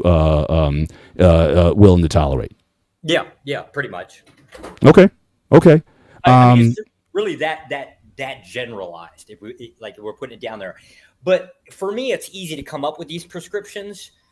The idea of pulling that off in a society can only take place like small town USA. Mm-hmm. Large, like say New York City, Miami, good luck with that, right? Like that's where the debauchery is usually the worst. Larger the city, just is what it is. Right. And again, and oftentimes, even if you look at the early church, again, Rome, Corinth, all these other places, you're talking about metros. I mean, a lot of the church started in these metro areas where you were multicultural. But again, a lot of that stuff wasn't necessarily that you have to do certain things. In fact, that was a lot of conflict in the church early on, where you had Jewish Christians, for example. They believed that to be Christian, you had to follow all the Jewish laws. So again, what you ate, what you dressed, all those things. And they were always at conflict with non-Jewish people. And Paul was always talking about, look, there's higher priorities here. What your faith is, what you believe, how you treat one another are the important things. What you eat, how you, and dress codes and all these other things, maybe not as much so. In fact, it had to be put up in Acts 15 to the council in Jerusalem where they had to settle it. So they basically said there's only two things we want of you guys, just to settle the whole thing. One, don't eat meat that's sacrificed to an idol. And second, avoid sexual immorality. Don't be out there just slinging it. Yeah, and that was it. Everything else, James and Paul did not. They did not agree on the food prescription on what should be consumed. Correct, but the council in Jerusalem kind of was supposed to at least settle it for everybody, because it kept bubbling up between James and between Paul and Peter, for that matter. So again, everything came to a head at the council in Jerusalem, where they all said, okay, look, this is, we don't want to put any additional rules or restrictions on you guys. So again, we don't want to interrupt your culture and whatnot. Again, people do things differently. And the important thing for us is, can we respect that people can be of the faith, but may not think like you, dress like you, eat like you do, dance like you do, listen to the same music that you do? Yeah, is the faith bigger than that? Is the faith bigger than that? So, but I think we have Trey, who's also joined us in the conversation tonight. Trey, how you doing, brother? Good to see you. What's good with you? Hey, man, what's going on, man? What you got for us? I actually forgot, so I'll just fall back. I forgot what I was going to say. Well, it's good to have you up. It's good to have you up, and he's got qualms with me whipping women. I saw you guys going back and forth in the chat. I was trying to follow somebody, but me and Peter were having a conversation. Me and Trey are like opposing views when it comes down to marriage. Right. And nothing wrong with that. As long as you guys are respectful for each other, that's what matters. And we're usually really respectful toward each other. Mm-hmm. Yeah. But Trey, did you have any questions for us or any ideas for a show? Like I said, we said every week we cover a different topic. It may not be related to another one.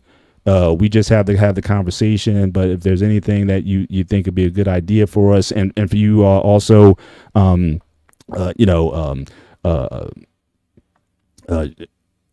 I'm having a brain freeze. Right now. Josh. Any suggestions for, we certainly take suggestions for any upcoming content. So, anything you have for us. Okay. I've had qualms with having because I've always been told to have to anytime one of your shows, I got to keep a notepad, right? Which is almost virtually impossible because I move around a lot, right? But I have to keep notes of every little thing and then come back. I get once a month to kind of question some of these things. Mm-hmm. And I usually forget. Right. Bad enough that I forget the notepad half the time. If it helps, we can drop the link towards the end of the show for a few minutes and then come up and ask questions. Just a few, because one of the things that we said when we started the show, we wanted to keep the time respectable, because as we understand that Monday we got work day, we got to get back to the grind, And I've seen a lot of these after hours, once the phone lines go open, the show is twice as long. So, so we never want to be in this situation where we be on for 4 hours a night, because we just don't have that side of time. So again, having the one now, again, if we need to double it up, maybe go to maybe once every 2 weeks, every 3 weeks, so we can certainly increase the frequency if that would help things go. Or we would have to have a hard stop.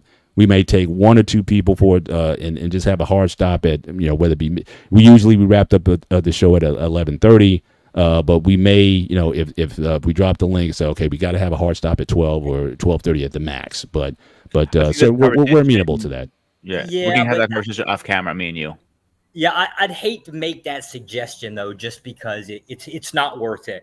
Like, you shouldn't have more shows for a Q&A unless you're going to have like more often than not have controversial topics, right? Because that's usually when stuff like needs to get hammered out and clarified.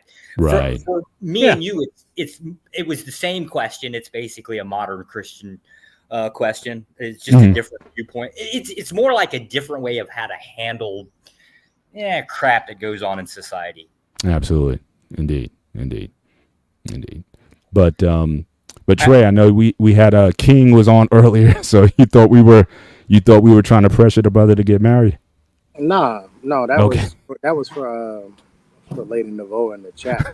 I have an issue with people when they, like, here's the thing. If you're talking about marriage, then you have to be talking about divorce too. Because one is equal to the other. You have to talk about it. And I don't have a problem with people saying you should get married. I just find it quite funny that those same people that push marriage are mighty quiet if a divorce comes about, and they're never willing to help financially get a lawyer and help the people out. Like, they get mighty quiet. Good point. If you're going to push marriage, then you need to be there in case it actually falls apart. I'm not wishing it a divorce on anybody, but the truth of the matter is that in 2024 and going forward, divorce is a real option for a lot of people. Even in Greece, it is an option. But I'm not denying that one bit. Doesn't that seem like a bad time to join in assistance, right? Like, if people are basically, have they brought up the concept of divorce, right? Wouldn't it seem like more beneficial to start having the conversation of, why do you two want to have a divorce? What's the issues going on, right? Why do we just have to accept that and then say, oh, well, I'll help you get a fucking lawyer? Excuse my my point is mind your damn business. That's the point. Give me money, but shut the hell up. See? No. Again, you're not listening. You're hearing what you want to hear. My point is that don't mention it at all if you're not going to assist if it fails. Just don't even talk about it. You don't need to push me. Everybody knows marriage. Everybody knows whether or not it's an option. You don't need to push. You don't need to push it on anybody. I just find it funny that when you do push it, if it fails, y'all get mighty quiet. Yeah, we can agree to not say the word marriage, like you ought get married. I can agree to never say those terms again. If you'll also allow us to agree that we can start using this definition of a whore being anybody with a body count of 1 and not married. Fine. I don't have a problem with that at all. Okay. Great. So don't ever. So who's the whore you're banging? I don't ever want to hear marriage anymore because I agree. Who's the whore you're banging? I'm not banging anybody, sir. Oh my God! Oh, some virtues. I'm starting to like you, Trey. I really do start to have a lot more. No. You need to loosen up your mask because you're not breathing right. You need to loosen up your mask a little bit and let some oxygen to your brain. You're not breathing right. I'm not on camera. So my point is, and it is the same. It hasn't changed. You push something on somebody, but you don't do it in finality. You don't do the whole part of it. You just say, "Oh, get married." And if that couple in 5 years, what's the average length of a marriage? Anybody know? 7 years. Mm-hmm. If in 7 years they get divorced, which is the average length, where y'all at? Yeah, the 7-year itch was a thing going back all the way to the 20s, right? Yeah. My point is where are y'all at when it fails? The same people pushing marriage seem to go ghost and quiet when it fails. And it's failing at over a 50% clip in the United States. Right. What do you mean going quiet, right? Your idea of assisting people is to help them with legal fees, right? But it's none of anybody's business as to what the hell were they doing within the marriage. Are you a therapist? Are you a therapist? Technically, I have a psych degree. Does that count? No, I'm not a therapist. How long have you been practicing? I'm technically licensed with the state. I guess. How long have you been 17 practicing? years, something like that. I'm a So tactician. you've been a licensed I'm a therapist. tactician, not a clinician. Okay, thank you. So my point is, again, when it fails, y'all go quiet. What are you talking about? Go quiet. I just brought up the idea of the concept of why don't you have a conversation? Why do you want the divorce?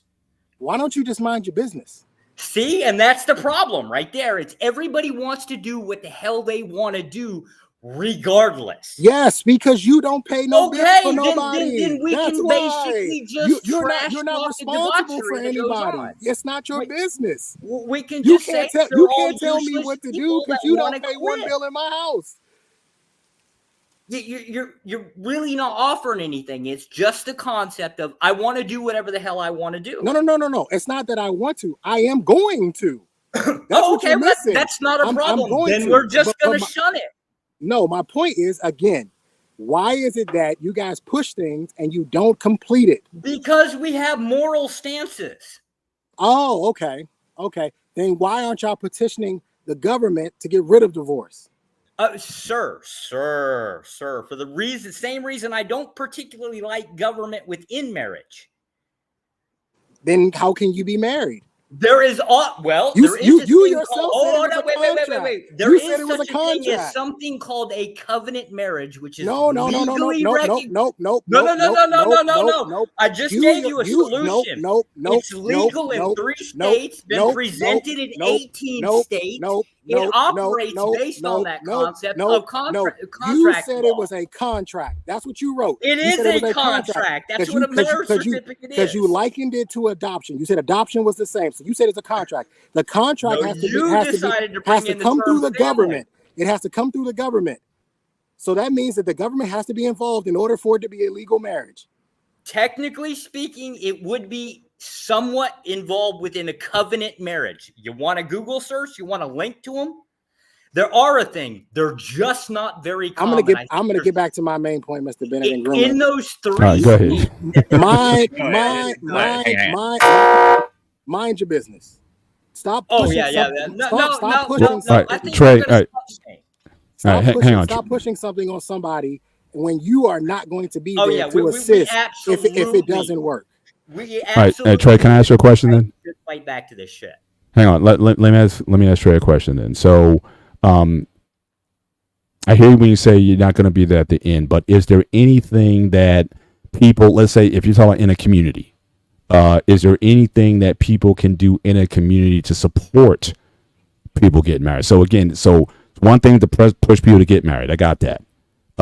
People not being there at the end when the marriage ends to help them to end it, I can get that. But do you think there's tangible things that people can do to help people stay married without getting into their business or whatever? Is there a support structure that you see people can have that would help them, especially when times get tough, whatever, that they can rely on? Would that be just, the older married aunties and uncles and aunts and whatnot having that kind of culture, or is there anything that can be done that can help people? You think? To stay married. The way you phrase the question is without them getting in their business. The only way somebody can help a married couple is to find out what they're actually going through, which means you would have to get in their business. You'd have to know what's going on. And that to me is the problem. When people start getting involved in whether it be just simple relationships or long-term relationships, when you start bringing people from the outside in, things start start going south really quickly. Mm-hmm. Right. Regardless if they've been married for 30, 40, 50 years, at some point in time, you're going to have to tell them, listen, my husband has a problem with this, or my wife got a problem with that. You got to start talking. Right. And then what do you do? Where do you go from there? And the other part of this is too, take for instance, our Payne, been married for almost 40 years, right? Mm-hmm. I'm sure he's had his issues within his marriage, but that's that particular marriage with his wife. Right. We can't say that all wives are the same, just like we can't say all husbands are the same, right? There is some specificity to these marriages. Right. So my whole point is this, and it's always been the same. One of the reasons why I've not looked to get married, because I'm like, well, if we have a problem, the only person you should be coming to talk to is me. Mm-hmm. I'm the only person you should be talking to because I'm the only other person in this marriage with you. Right. Right. Do you think being in a situation that right, I think you had mentioned earlier, if government got rid of divorce, do you think that would help people through that process to figure things out, to talk things out? But if we can't get divorced or whatever, a lot of people, because I know my parents, they never got divorced, but they weren't together. So do you think that not having divorce as an option would help couples to kind of come to that, look, we need to figure this out? Or, no, I think the option of not being able to get a divorce makes them make a better decision on whether or not to get married in the first place. Okay. If you know that you can't get out Mm-hmm. of it, you probably will vet the person a little bit better, because if you fuck with them, you stuck with them.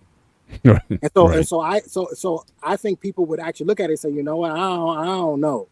They actually would take their time and actually really probably vet people.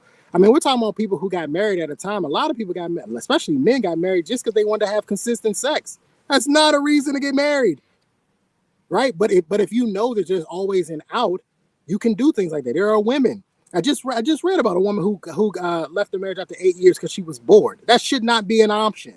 That should not be an option at all. So I think that if you take away divorce, it will make people say, no, I can't do marriage because if I get into this and there's no way out of it. But right now, you got to remember, evolution. People have gotten smarter. People learn how to game the system better, right? People have realized, well, if this don't work, I'll just get out of it. Yeah. Like divorce doesn't bring the same kind of shame that it once did. People are not afraid to say, oh, I'm a divorcee or my ex-husband. They're not ashamed of that anymore. So let me ask you a question, Trey. Do you feel like some people, at least in the States, they rush marriage? Yes. I mean, I still hear guys talking about, oh, I knew after 3 weeks. Impossible that you knew after 3 weeks. Y'all ain't been through nothing. You have no idea how this woman is going to react. And the same thing for women. Oh, he's amazing. How do you know he's amazing after 2 months? Y'all ain't been through nothing. At that point, I will give you the better of the doubt. Yes, I think you're right on that one. Yes, you should never rush a marriage. Like it takes. Paul, how long were you knew your wife before you guys married? From start to finish was 10 months, but I proposed after 3. 3. Now that is a little fast. Can you agree with that? Yeah, that? very, very, very, very much. Well, again, for me, it was about intentionality. A lot of it was also about, again, filtering. Like I was very direct with why I wanted to get married, what I was looking for, and if a woman wasn't with that, she was, again, next. No offense, Paul, but you gave a brochure out, said what you wanted. Yeah, but that turned a lot of women off. They said this guy, he's he's weird, he's too ballsy, there's something wrong with him, or whatever. So like that's fine. When my wife took a look at it, she was like, "Oh yeah, I can rock with this. Kind of makes some sense." And then we took the conversation forward from there. Mm-hmm. I set a marriage date within 5 months, give or take. I mean, I could be off by a couple weeks, but it's not abnormal. So, Josh, how long you knew your wife before you proposed to her? About 5 or 6 months. Yeah, and of course we know folks from India. Well, I know Indian culture, they still do arranged marriage. I know there's other culture around where they still do that. Now, again, how healthy those relationships are, I don't know if we can ever, I don't know how that could be quantified. But I know since I work in the IT field, I work with a lot of Indians. I know my one of my best men at my wedding, my groomsman at my wedding, again, he didn't even know who he was going to get married to before he went to India. It was like the final, I think it was down to like the final 2 or 3. And he was going to make a decision there, and basically everything got started there. He kind of came back with her. So, but he left for like 2 or 3 months to kind of work all that stuff out. But I think the culture was such where, again, that's for a long time how they do. Now it's a lot more nuanced, and especially for kids, especially if your kids grew up here in the United States, they're not about that arranged thing at all. So they don't want to be just like from the movie where the father was bringing men over to say, hey, would you like my daughter or whatever. Like the kids, that's like, no, I don't want you in my life like that. I don't want you I'll pick my own partner when I want to. So they are totally against that. If you want a more traditional wife, yeah, you go to India and you do the traditional thing, and those guys, they'll go marry their wives and work out the paperwork a few months later, 6 months later, once the paperwork is worked out. Then they move their wives over here and start their lives here. But those yeah, traditional cultures have less choices, right? Well, I mean, they technically have choices, but they come with really nasty consequences. So, mhm, like the traditional cultures, it's a very it's socially shameful to be divorced or be a single mom. Of course, mostly follows down on the women in most of the traditional cultures. Like my wife, she's Vietnamese, right? Very traditional. Like the idea of a divorced woman is bad. They that's why the lying concept exists here, right? Like there's a lot of single moms here, like a mess load of them, right? But nobody ever speaks about it openly. It's shameful yeah, to do so. And that's yeah, the idea is we in Western society have granted too many choices and we've tolerated too much of it for far too long.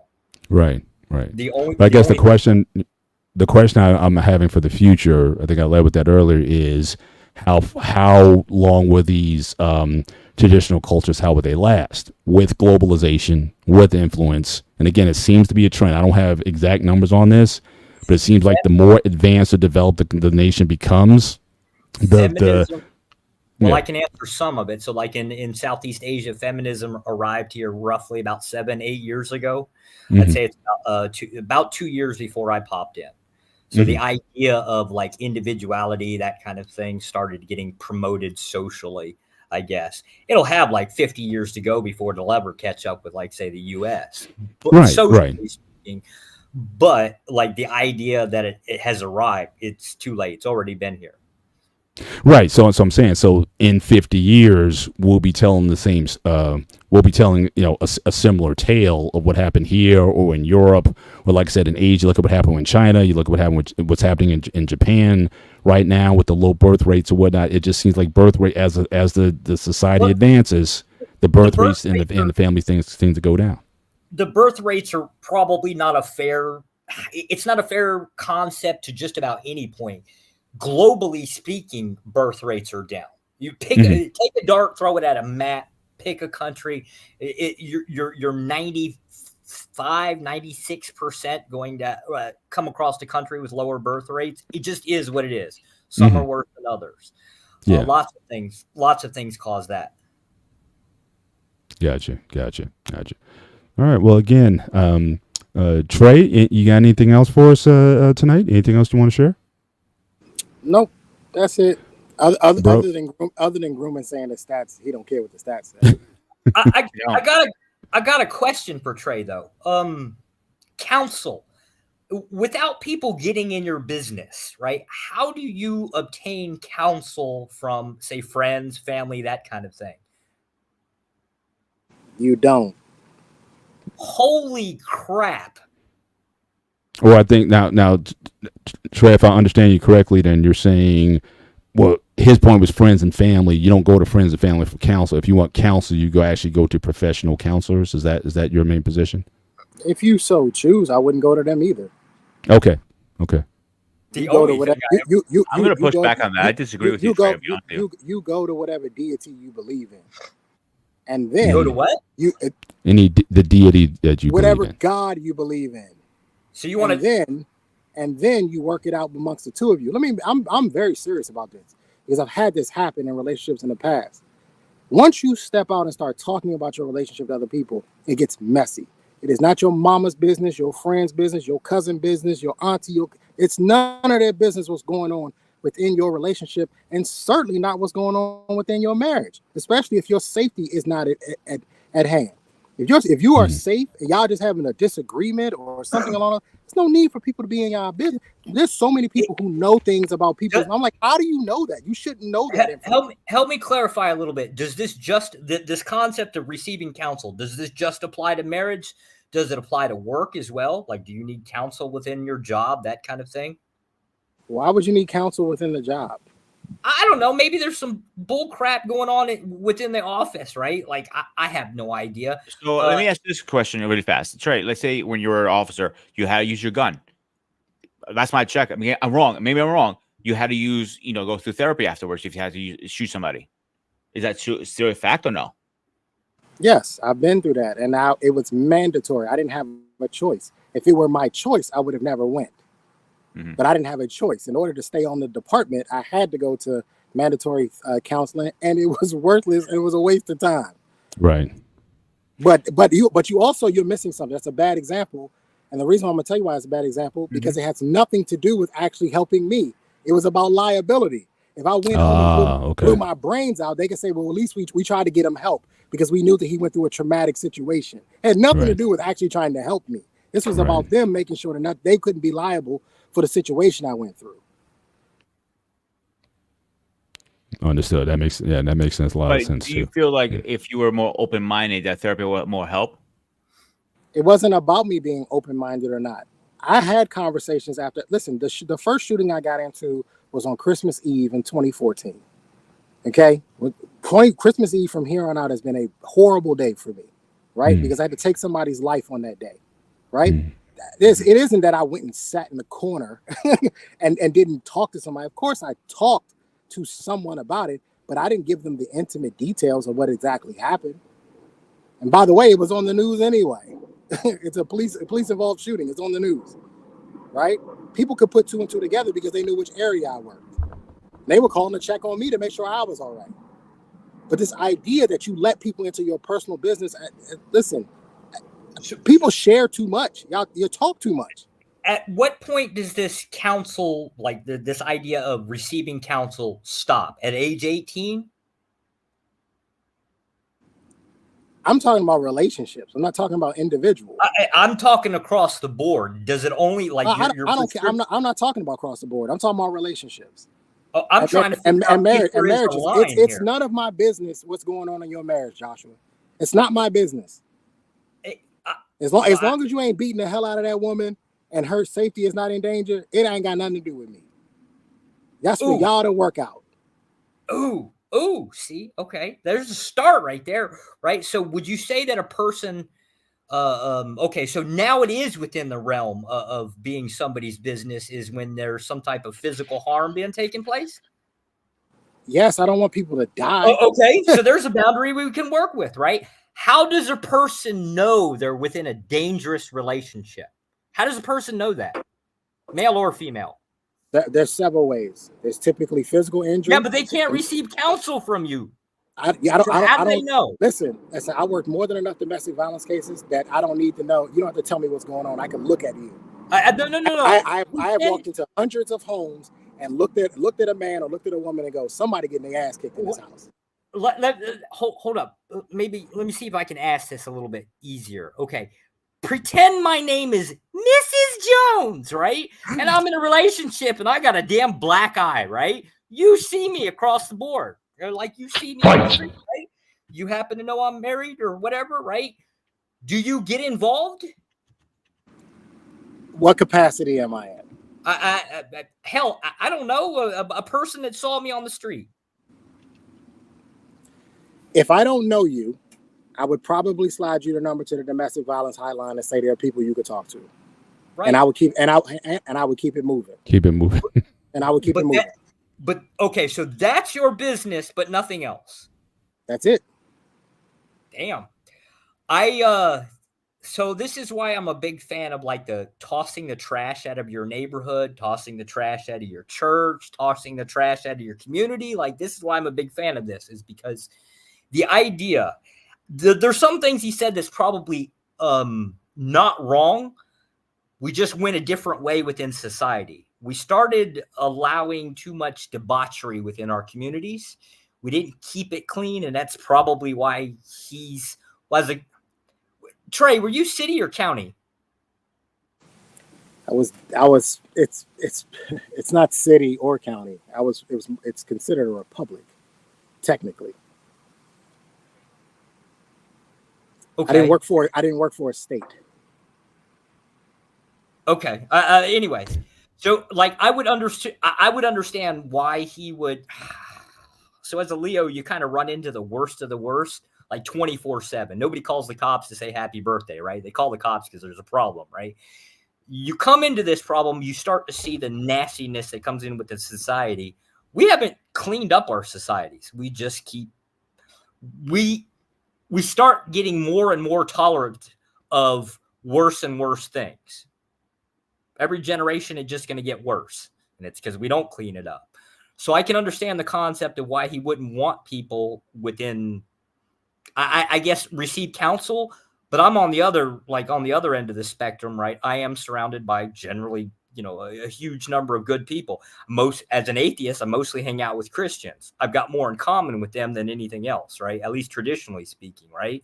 So I'm a real big fan of a very strict church, right? I'll damn sure call up and ask for counsel.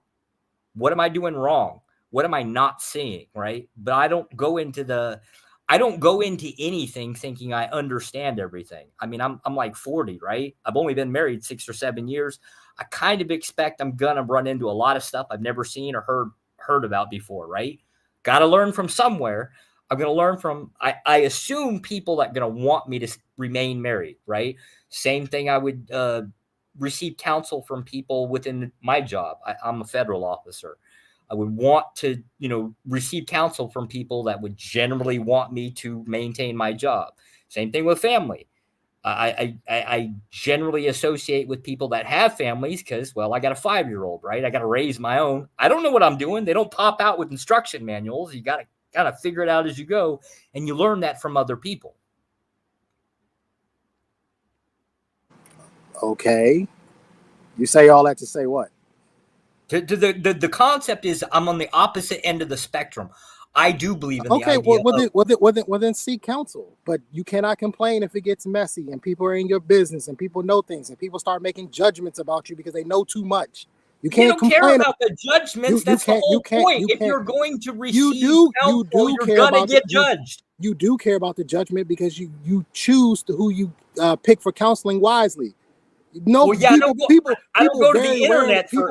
People very rarely pick counseling.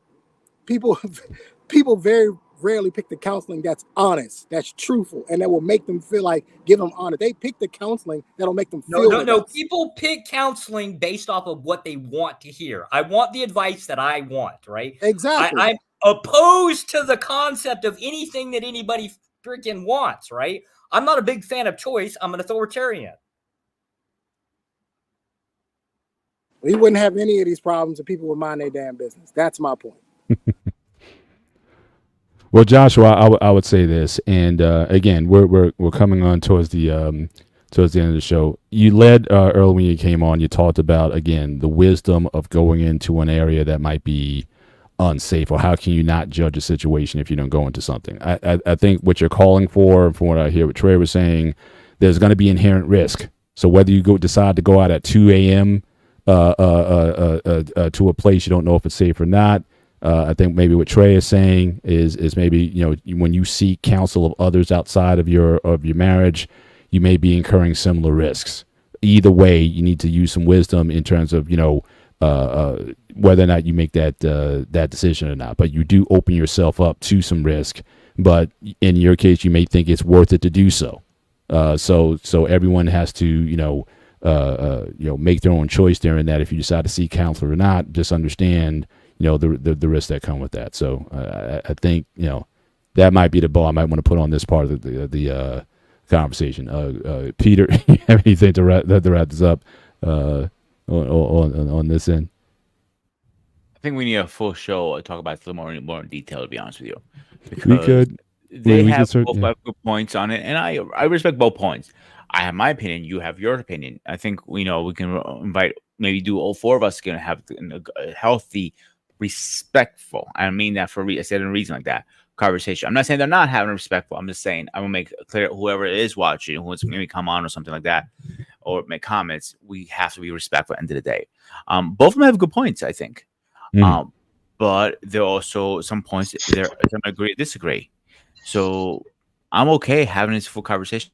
Episode. Absolutely. Just want to acknowledge that. Trey, that was respectful. Sorry. Okay.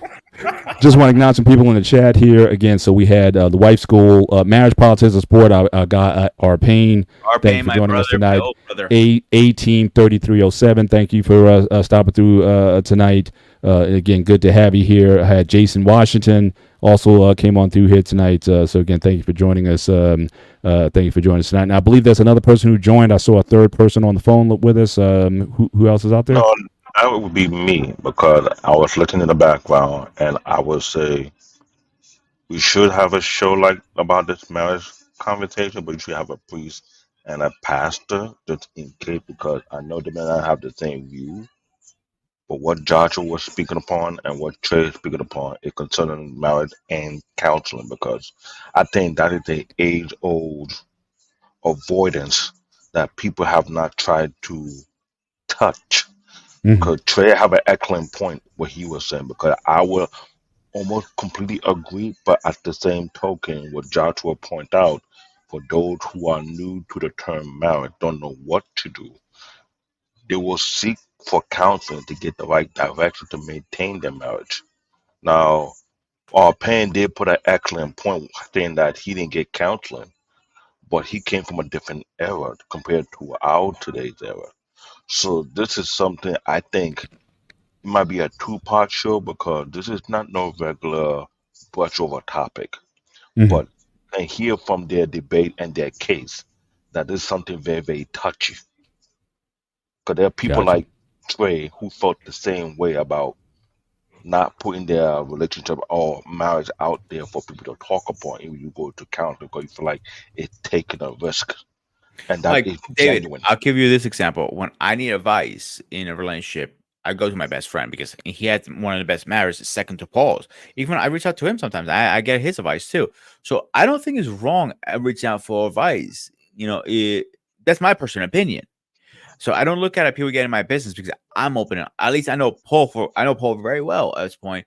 If I tell him something about, okay, I'm having issues with my girlfriend, my wife, my fiance, whatever, and I explain to him, this is going on X, Y, and Z, I know he's going to keep it to himself. He's not going to spread it through the whole BMU family, for example. You know what I'm saying? Hmm. Yeah. Well, like I said, But that's just wisdom again. It's understanding that again, who you're going to be opening up yourself up to. If you got to go into dangerous places or make yourself vulnerable, who to do that with. And so I think that's something that I don't think there's an absolute answer on when to do it and when not to do it. and But just be ready to deal with the consequences if it goes badly. But again, sometimes it's worth the risk, especially if you find yourself in a different situation. and you are correct. Look, I'm looking at the way Joshua and Trey did expose a severe gray area concerning marriage and counseling because listen to their argument and me being working in the church before the past, I can see that gray area that have not been touched. Yeah.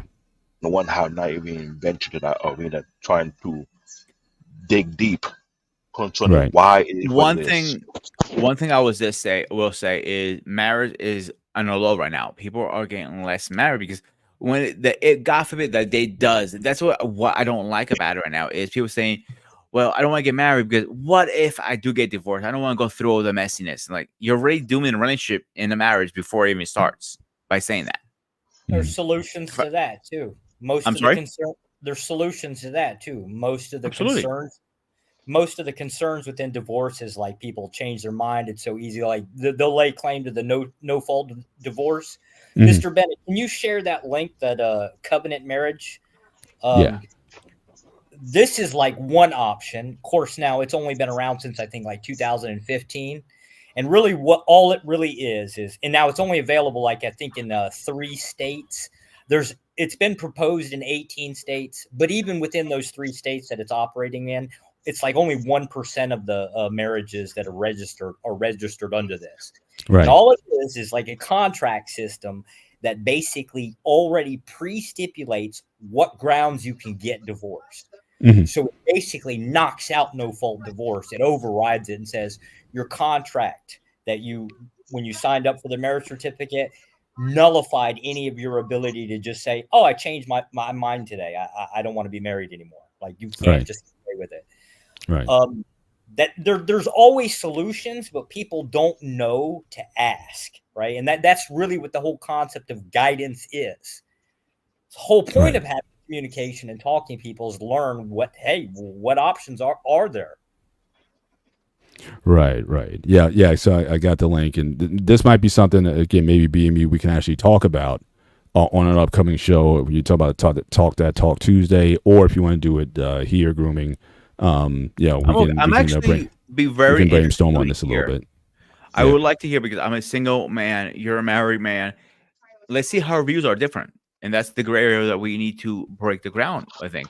We talked and about it a little bit today. Hang on, David. We broke the ground a little bit today. Let's destroy this fucking wall and break the wall and see how can we solve the problem we're having. And this is why Yeah, I no suggest doubt. to have a priest and a pastor, because a priest comes with a different view and a pastor comes with a complete different view concerning marriage. If you had them as guests, how will I call it, expert witness, based on those who have married a lot of people or who have done counseling, they can look at it in a different angle, because I've seen it whereby this is one of the gray area no one wants to touch. And yet there are people out who had a second marriage and people are talking about that particular gray area. So I'm guessing this is another topic you have to be prepared for, to get those type of expert witness who can break it down to why people feel this way about marriage and counseling, or why people feel this way about going into marriage or getting remarried again. But it seems to me this is not a simple gray area you can brush across. Mhm. Yeah. Well, No, I it's gotta just ask yeah. you first, Yeah. Grooming, do you want to get married? Absolutely. Oh, okay. Well, in that case, then yeah. I want to get married. I want to have kids. I want a dog. I want a car. I want all that 9 yards. I have not. I gotta ask, how old are you? 38. Oh shit. Okay, see, like I got married about 35. I've only been married, 34, 35. Yeah, I waited a long time to get married. Listen, I've been engaged twice, and one failed miserably. The second one fell too. Both were abuses, psychotic bitches. So I'm gonna put it simple like that. Sure, it happens. They abused me. They beat the shit out of me, and I won't hit a woman. Maybe that's my problem. But No, don't say it now. I'm joking. Don't even Seriously. go there. I'm joking. Don't even go there. No, I'm literally joking. No, but I haven't found the right one. And the other half, a part of my problem I have, why I haven't got married, is when people hear I take care of my mother, they run the other way. I go, okay, I'm okay with that. Wait, isn't that kind of common in Greek culture? Yes, but I'm not American. Yeah. Oh, yeah. I get it. Yeah, but there's a lot of Greeks. I mean, I'm upstate New York. There's a mess load up there too. So I mean, like, hey, you guys are everywhere, right? In Strasbourg, the community is not as big as you think it is over here in Strasbourg, Pennsylvania. The community of Greek is very, very small. Everybody knows each other. Like, I can count on one hand how many people I actually know in the community. Right. That's how small it is. So has anybody tried to get you? So again, just going back to the movie a little bit. So did you consider doing the Greek, hooking up with someone in Greece, or someone saying, "Hey, go out there. Hey, I got a girl for you," or whatever? Just going that route with it. I have considered it, and I actually have spoken to a couple good girls in Greece. Through a website or apps, or even calling from the house phone, because we have the long distance thing. And first is sweet and everything, and it always crashes because it's just I can't do long distance relations. It's too far for me. I need somebody I can actually reach over and touch, versus like, you know what I'm saying? Right. And there's no such thing as like an arranged marriage. Like, I mean, literally you went to Greece, you found a girl or whatever, and you just married. Like, there has to be connection. Like, there's not enough of that community pressure like in Indian relationships to say, hey, get married, arranged, and be done with it. It's different with the community. Like, they do the arranged marriage, but you need to get to know the person for a while. Like, that would to Greek, what they call arranged marriage now these days is it's kind of like, okay, here's here's Peter, here's Sophia. You guys go out for dinner and you talk, then you call a couple of dates, and that's what they call arranged marriage now, kind of thing. Right. You know what I'm saying? Right. So it's almost like in The Godfather. It's like it's you're courting. So it's courting under like a like when Michael took out Apollonia, that was like under the auspices of the family. So like every time they went out or whatever, the family was kind of there with them and whatnot. So it's kind of like, yes, you're getting to know her or whatnot, but it was under the auspices of the family supervising everything. You weren't going to be alone with anybody. You certainly weren't going to go and do your do your thing and without people knowing about it and stuff like that. So it seems like from what we're hearing, it would be that kind of that kind of situation. It would almost be like a supervised sort of dating or courtship. Yeah, it's different now, because back in the day, like where my grandparents and my uncles were married, both of them were set up. It was literally, hear them come on, just say yes, and it was boom, instantly. Yeah, got it. Marcus Antonio Castillo, again, thank you for coming through tonight. We're almost towards the end of the show, and actually, we're already past time. But one thing I wanted to say, because I got through half the list of the stuff, so we might have a part 2 where we can talk about, okay, the myths and the realities of what was fact and what was fiction in the movie. I will say this, grooming. This is just one cultural thing I will give you. If you ever, for any reason, no matter how well intended your aims are, if you spit on me, we're gonna have a problem. All right. Okay, I gotta break this myth right now. So I can't get past that one, sir. I can't. Okay, hang on. You don't actually spit. It's you just make the sound. It's like you spit. It's for good luck. You don't actually spit. You make the sound of it. You don't actually do it. So I know they overreact with it in the movie. I'm like, the guy asked, it's like, did she the grandmother, she spit, I guess, on the grandkids or whatever. It's like, did she spit on them? She's like, yeah. So it's like they good luck. Yeah, they don't actually do it. I'm not saying there has to be like the big saliva, throw or whatever, but like they go tusu is like they're making the sound. That's all they're doing. They're not like go. He's not like I mean she's gonna. Like they're throwing in during the way her coming down the church, everybody's going like freaking machine gun, shooting spitballs at her right. So, but does that come from the church, or where does that come from? That ritual that your kids, I guess, it keeps eat bad spirits away or whatever. It's kind of like where it found it from. I would say more a culture thing because I have never seen it anywhere in the Bible. It says spit somebody for good luck. Check. Thanks, Jesus. I'm like I never seen that in the Bible, so I want to say it's a culture thing. So evil eye. That's a culture thing too, and it's less of a little bit of a what's called it like I'm trying to think another a good one. Goboloy, the toy that is called stretch beads in English. I don't have it right now. I usually have it around me all the time. Right. It's something. It's a culture thing. Like people, I always have mine in my pocket, and people are like, "Why do you carry beads? Look, they're not beads. They're stretch beads. Like when you're stressed out, you play with them, so you don't get stressed out." Right. And people look at me like, "That's weird." I'm like, "No, it's not because that's how my culture is." Gotcha. Second thing is I noticed in the wedding itself, they played the traditional wedding march. And I wasn't sure if that's like a Greek American thing, or is different music played in Greece, or is music played at all during the wedding processional. So I was a little surprised to see that, whether or not that is actually something that happens. They did the Here Comes the Bride and then the bridal processional afterwards or whatnot. I wasn't expecting to see that, since especially I thought they paid a lot of attention to the Orthodox service. So when the guy was baptized and he went in the water 7 times, and then the service itself or whatnot, they seem to treat that with a lot of respect. But then when I heard the traditional wedding march, I was like, oh, that's I was expecting maybe another kind of music, or maybe some sort of cantor or someone like that.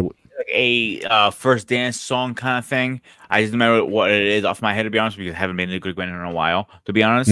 So it is a song out there saying a Greek dance song. And then they have the regular, the father versus the father and the daughter, I believe, and then the mother and son, and something like that. I can't remember what's. Yeah, that's a traditional. Yeah, that's pretty common. But I just thought that in a Greek wedding, hearing those traditional dun dun dun dun, I didn't think I would necessarily see a Greek American wedding. Yeah, but I don't know. Like in Greece, when people get married in Greece, are they playing the traditional wedding march music there, or is it totally? So that seems to be. So that might be a global thing. Then I thought that was purely like an American. The only what we do after the wedding, we don't do bubbles. We do rice. So that's the thing. There was no rice. That was one of my notes. When they came out of the church and got into the limo and drove away, there was nobody outside throwing the rice or anything. They did the thing where they're wearing the things on the heads that we talked about on the show. They did all that, but there was no rice being thrown or anything outside. So I was curious about that. I guess I think it's more what I was told. I'm not sure this is how true this is. In the States, we're not allowed to throw rice at weddings because birds used to eat them and kind of blew up in it. But I was 20. But again, the movie was 20 years ago, so that might be. I think that's something that's relatively recent as far as if that rule is in place. But I knew that as a kid back in the day. I remember the first wedding I went to. I was in my 18, 21 years around their age. Right. and it was like no rice, and like I want to chuck rice at the goddamn fucking bride in a room. Like Right. that's like you go at it. You know what I'm saying? Right. But Right. I got in so much trouble at my wedding. My wife's For what? Vietnamese. Well, my wife's Vietnamese. They're rice farmers. I threw some rice Right. at her. Oh shit! She's Oh, like, man. what the hell is wrong with you? Yeah. Oh, man. You got married in you said you got married in Vietnam, or where'd you get married? Yeah, I got married here in Vietnam. Oh man. Oh wow. Okay. So, Yeah, so that's one way to make yourself a nice introduction to the family after the my wedding, wedding right? photos are all of me like basically chasing after water buffalo, which I found out are dangerous and you're not supposed to do. I didn't know. I was just chasing. Oh my them around. gosh. Man. But you're doing well though. Overall, married life is good. You're doing good out there. I assume it's good. I don't have any Okay. complaints. I mean, I have complaints. I hate taking out the garbage. I hate washing dishes every once in a while. But I mean, such is life. Yeah, for sure. I thought So I went back really fast. Mm. I went really back. I just clipped it really fast. So a couple of things I want to add to what we were saying about the rice thing. So when they go around, that's where when the priest says, a couple words. I can't remember the words. That's the first time you throw the rice. And when they leave, not everybody's waving at them in the movie. It doesn't like that. It's not like that. You actually, the guests go outside first, then the bride and groom come out, and the rice gets thrown at them. So that is obviously movie versus facts. Makes sense. Right. Yeah. Final thing I'll say on that, and we can certainly wrap up the show with this. Or like I said, we need to have a part 2 to kind of revisit it again. If I wouldn't say I had an issue with the film, but the film kind of hit home just a little bit with me in this. If I were Greek, just like, certainly I've seen movies about black people that don't always necessarily, even in a comedy, doesn't always show black people in the best light per se. I could see myself, if I were a Greek person, having some issue with some of the portrayals of Greek people. I didn't think that they showed Greek people as being in some ways intelligent. When the guy said when it came out he's a vegetarian, and then the aunt said, "Oh, don't worry, I'll make you lamb." He doesn't eat beef. Oh, no problem. I'll make you lamb. Or just those kind of things, like the people, like, again, they're passionate people. They're very, much about their culture and family and pride and everything. But it just seems like they were a little bit, with the exception of the main character in the film, everybody was a little bit backward, so to speak. And I don't know if that necessarily was the best representation of it. But you being a Greek person, did you notice any of that in the film? And then my last point is, again, my thing is, marry who you love, regardless or whatever, find compatibility. I just thought that the portrayal of Greek men in the movie, again, wasn't the best. When all those men came over that the father was inviting over, it was like, you mean to tell me that she can't find a suitable Greek man to marry, but she had to marry the waspy person? No offense to Joshua or anybody else. Damn. But there have been a lot of movies that have been out there where it's like you have the white savior kind of complex. It's like the waspy person who comes in, and that person's like the prince on the horse, but you couldn't find a Greek person. Or what if the person was black? Because the father made a big thing about him not being Greek. Okay, if you want to go all out, then why not make it a black person then, or a Vietnamese person, or some other type of person?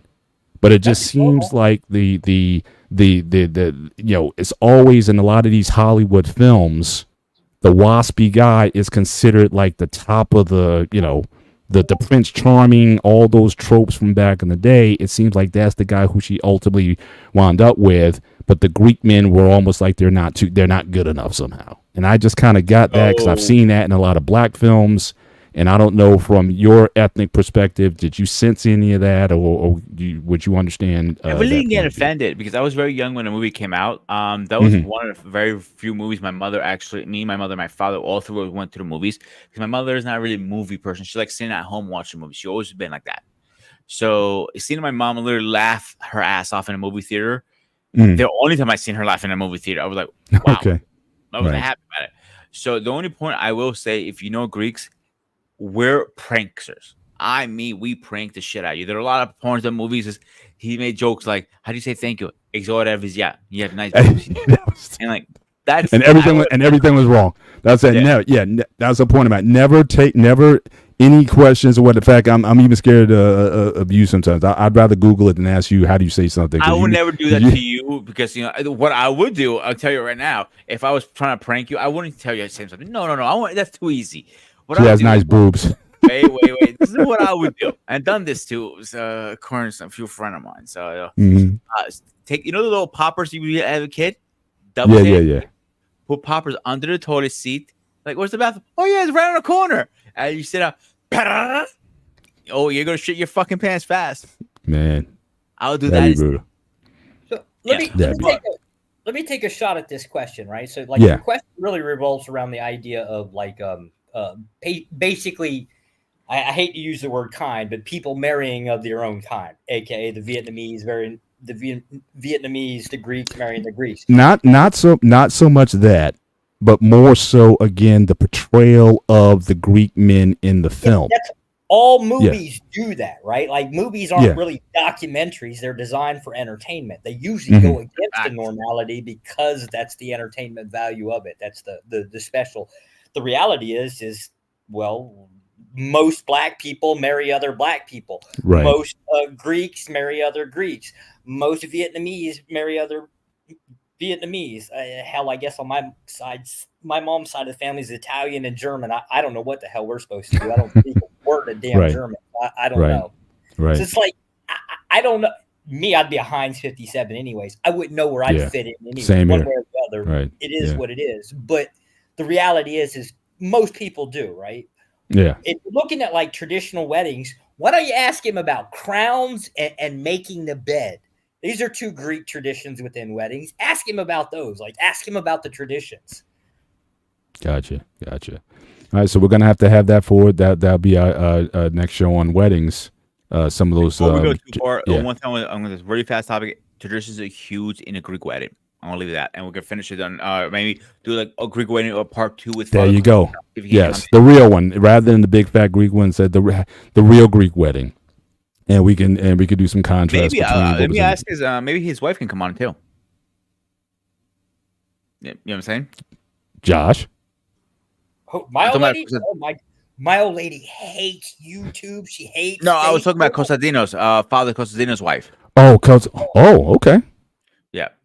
Okay. So I'm actually cooking on some other things too right now with other priests that across the network. I really like to do. I'm doing it on my channel at least. I don't know if you maybe we do it here too. Is get maybe 2 different priests, see how they have 2 different opinions in the Orthodox Church. That's what I'm doing pretty soon. So that could be an interesting take. You know, I would definitely have to brush up on my my knowledge of Orthodoxy so I can know what proper questions to ask. But yeah, that could certainly be. But now, and I'm assuming that there are divisions or differences of opinion when it comes to certain Orthodox teachings and whatnot. So yeah, I know there are different divisions of Orthodoxy across the board. Greeks are Christian Orthodox. But they do I do hear some different opinions at times. Yeah. So for real. Yep. Yeah, that could be. Yep. So we can go into the going definitely into the deep waters. But Joshua, anything like says we wrap up the show. Again, thank you again for coming on and entertaining. But I really appreciate you, especially in the chat.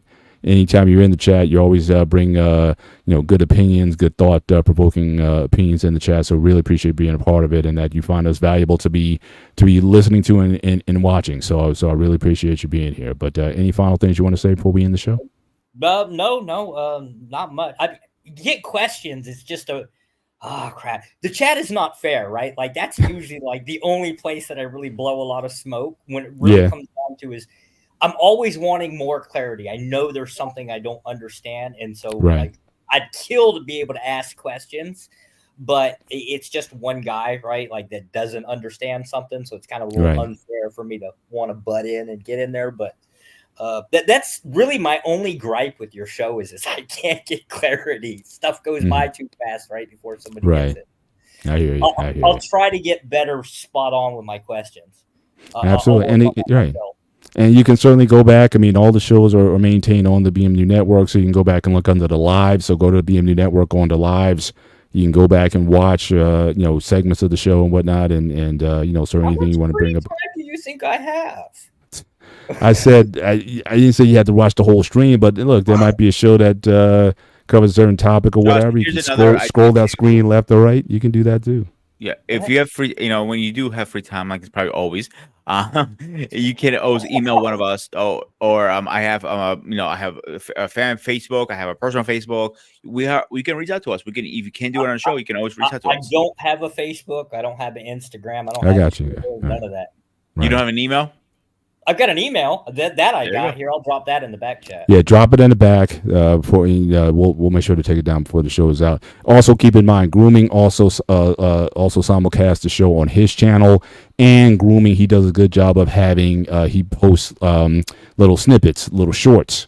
He's real good at capturing shorts and putting those on this channel for daily content. So that's a good way to rather than listen to a whole 2-hour show or whatever, you can certainly go there and take a look at some of the content that he's posting on his channel, Grooming and Reviews 101, and that'll give you, that can give you some information as well. But definitely, we got your information here. I got your email address, and I'll forward you mine also. And we'll definitely keep in contact. And but again, we certainly appreciate you being on with us tonight. Just, I would definitely email you myself so you have my info too, so we can keep in contact. Maybe we can bring you on one of our shows as a guest. Or if I also how about a show all about Josh? How about that? I am not an interesting enough person to have a show. It's the reason why I'm not a student.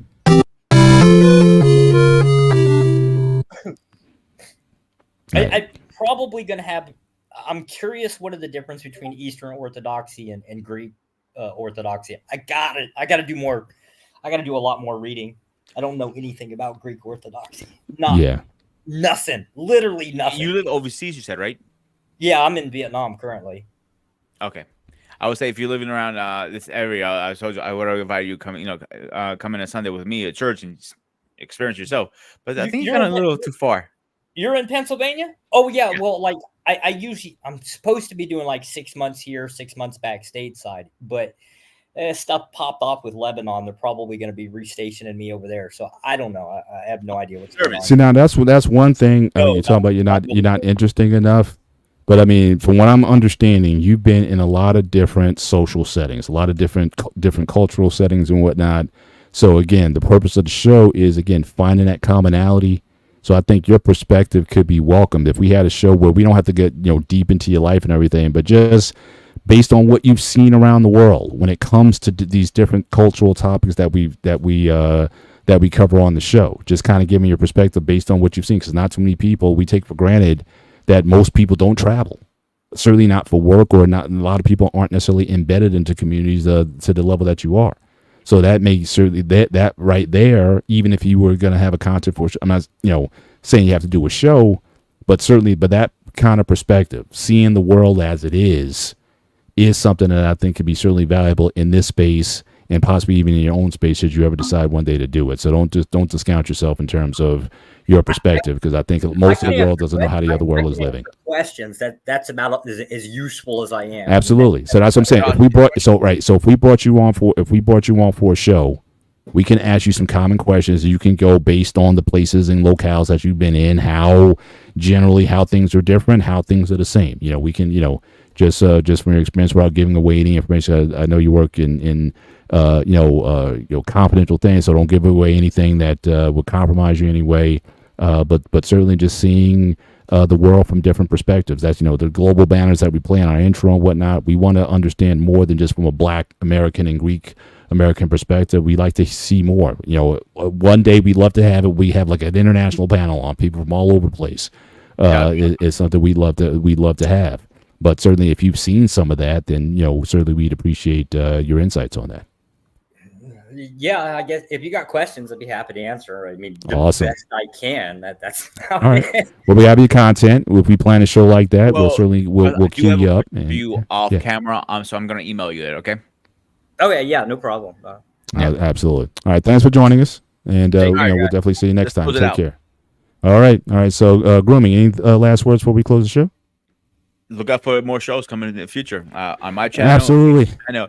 Yeah, I want to say one thing about this. Like, without all of us as a family, this is not possible. You got BMU who's helping me host this on both channels. You got David, not falling asleep. Hopefully he's running the show back there pretty good. You got all the and with all of us. This is not a one-person show. Yes, it's BMU's channel and mine on the co-stream, but it's a team effort. End of story. I rest my case there. Absolutely. Well, with that, for all you guys, again, thank you so much for joining us tonight. Have a safe and happy work week. This is for those in the United States. This is our Independence Weekend, 4th of July. So again, people are going to have time off. Get your grilling on. Enjoy your families. Be safe. Watch those fireworks. We didn't talk about that. We need to talk about fireworks, but certainly enjoy your families. Be safe, and we'll see you next time. So I'm Mr. Bennett. He is Grooming and Reviews 101, a.k.a. the Ghost of Sparta, a.k.a. Peter, a.k.a. Panagiotis. This is the gray area. We'll see you guys next week. Take care. God bless.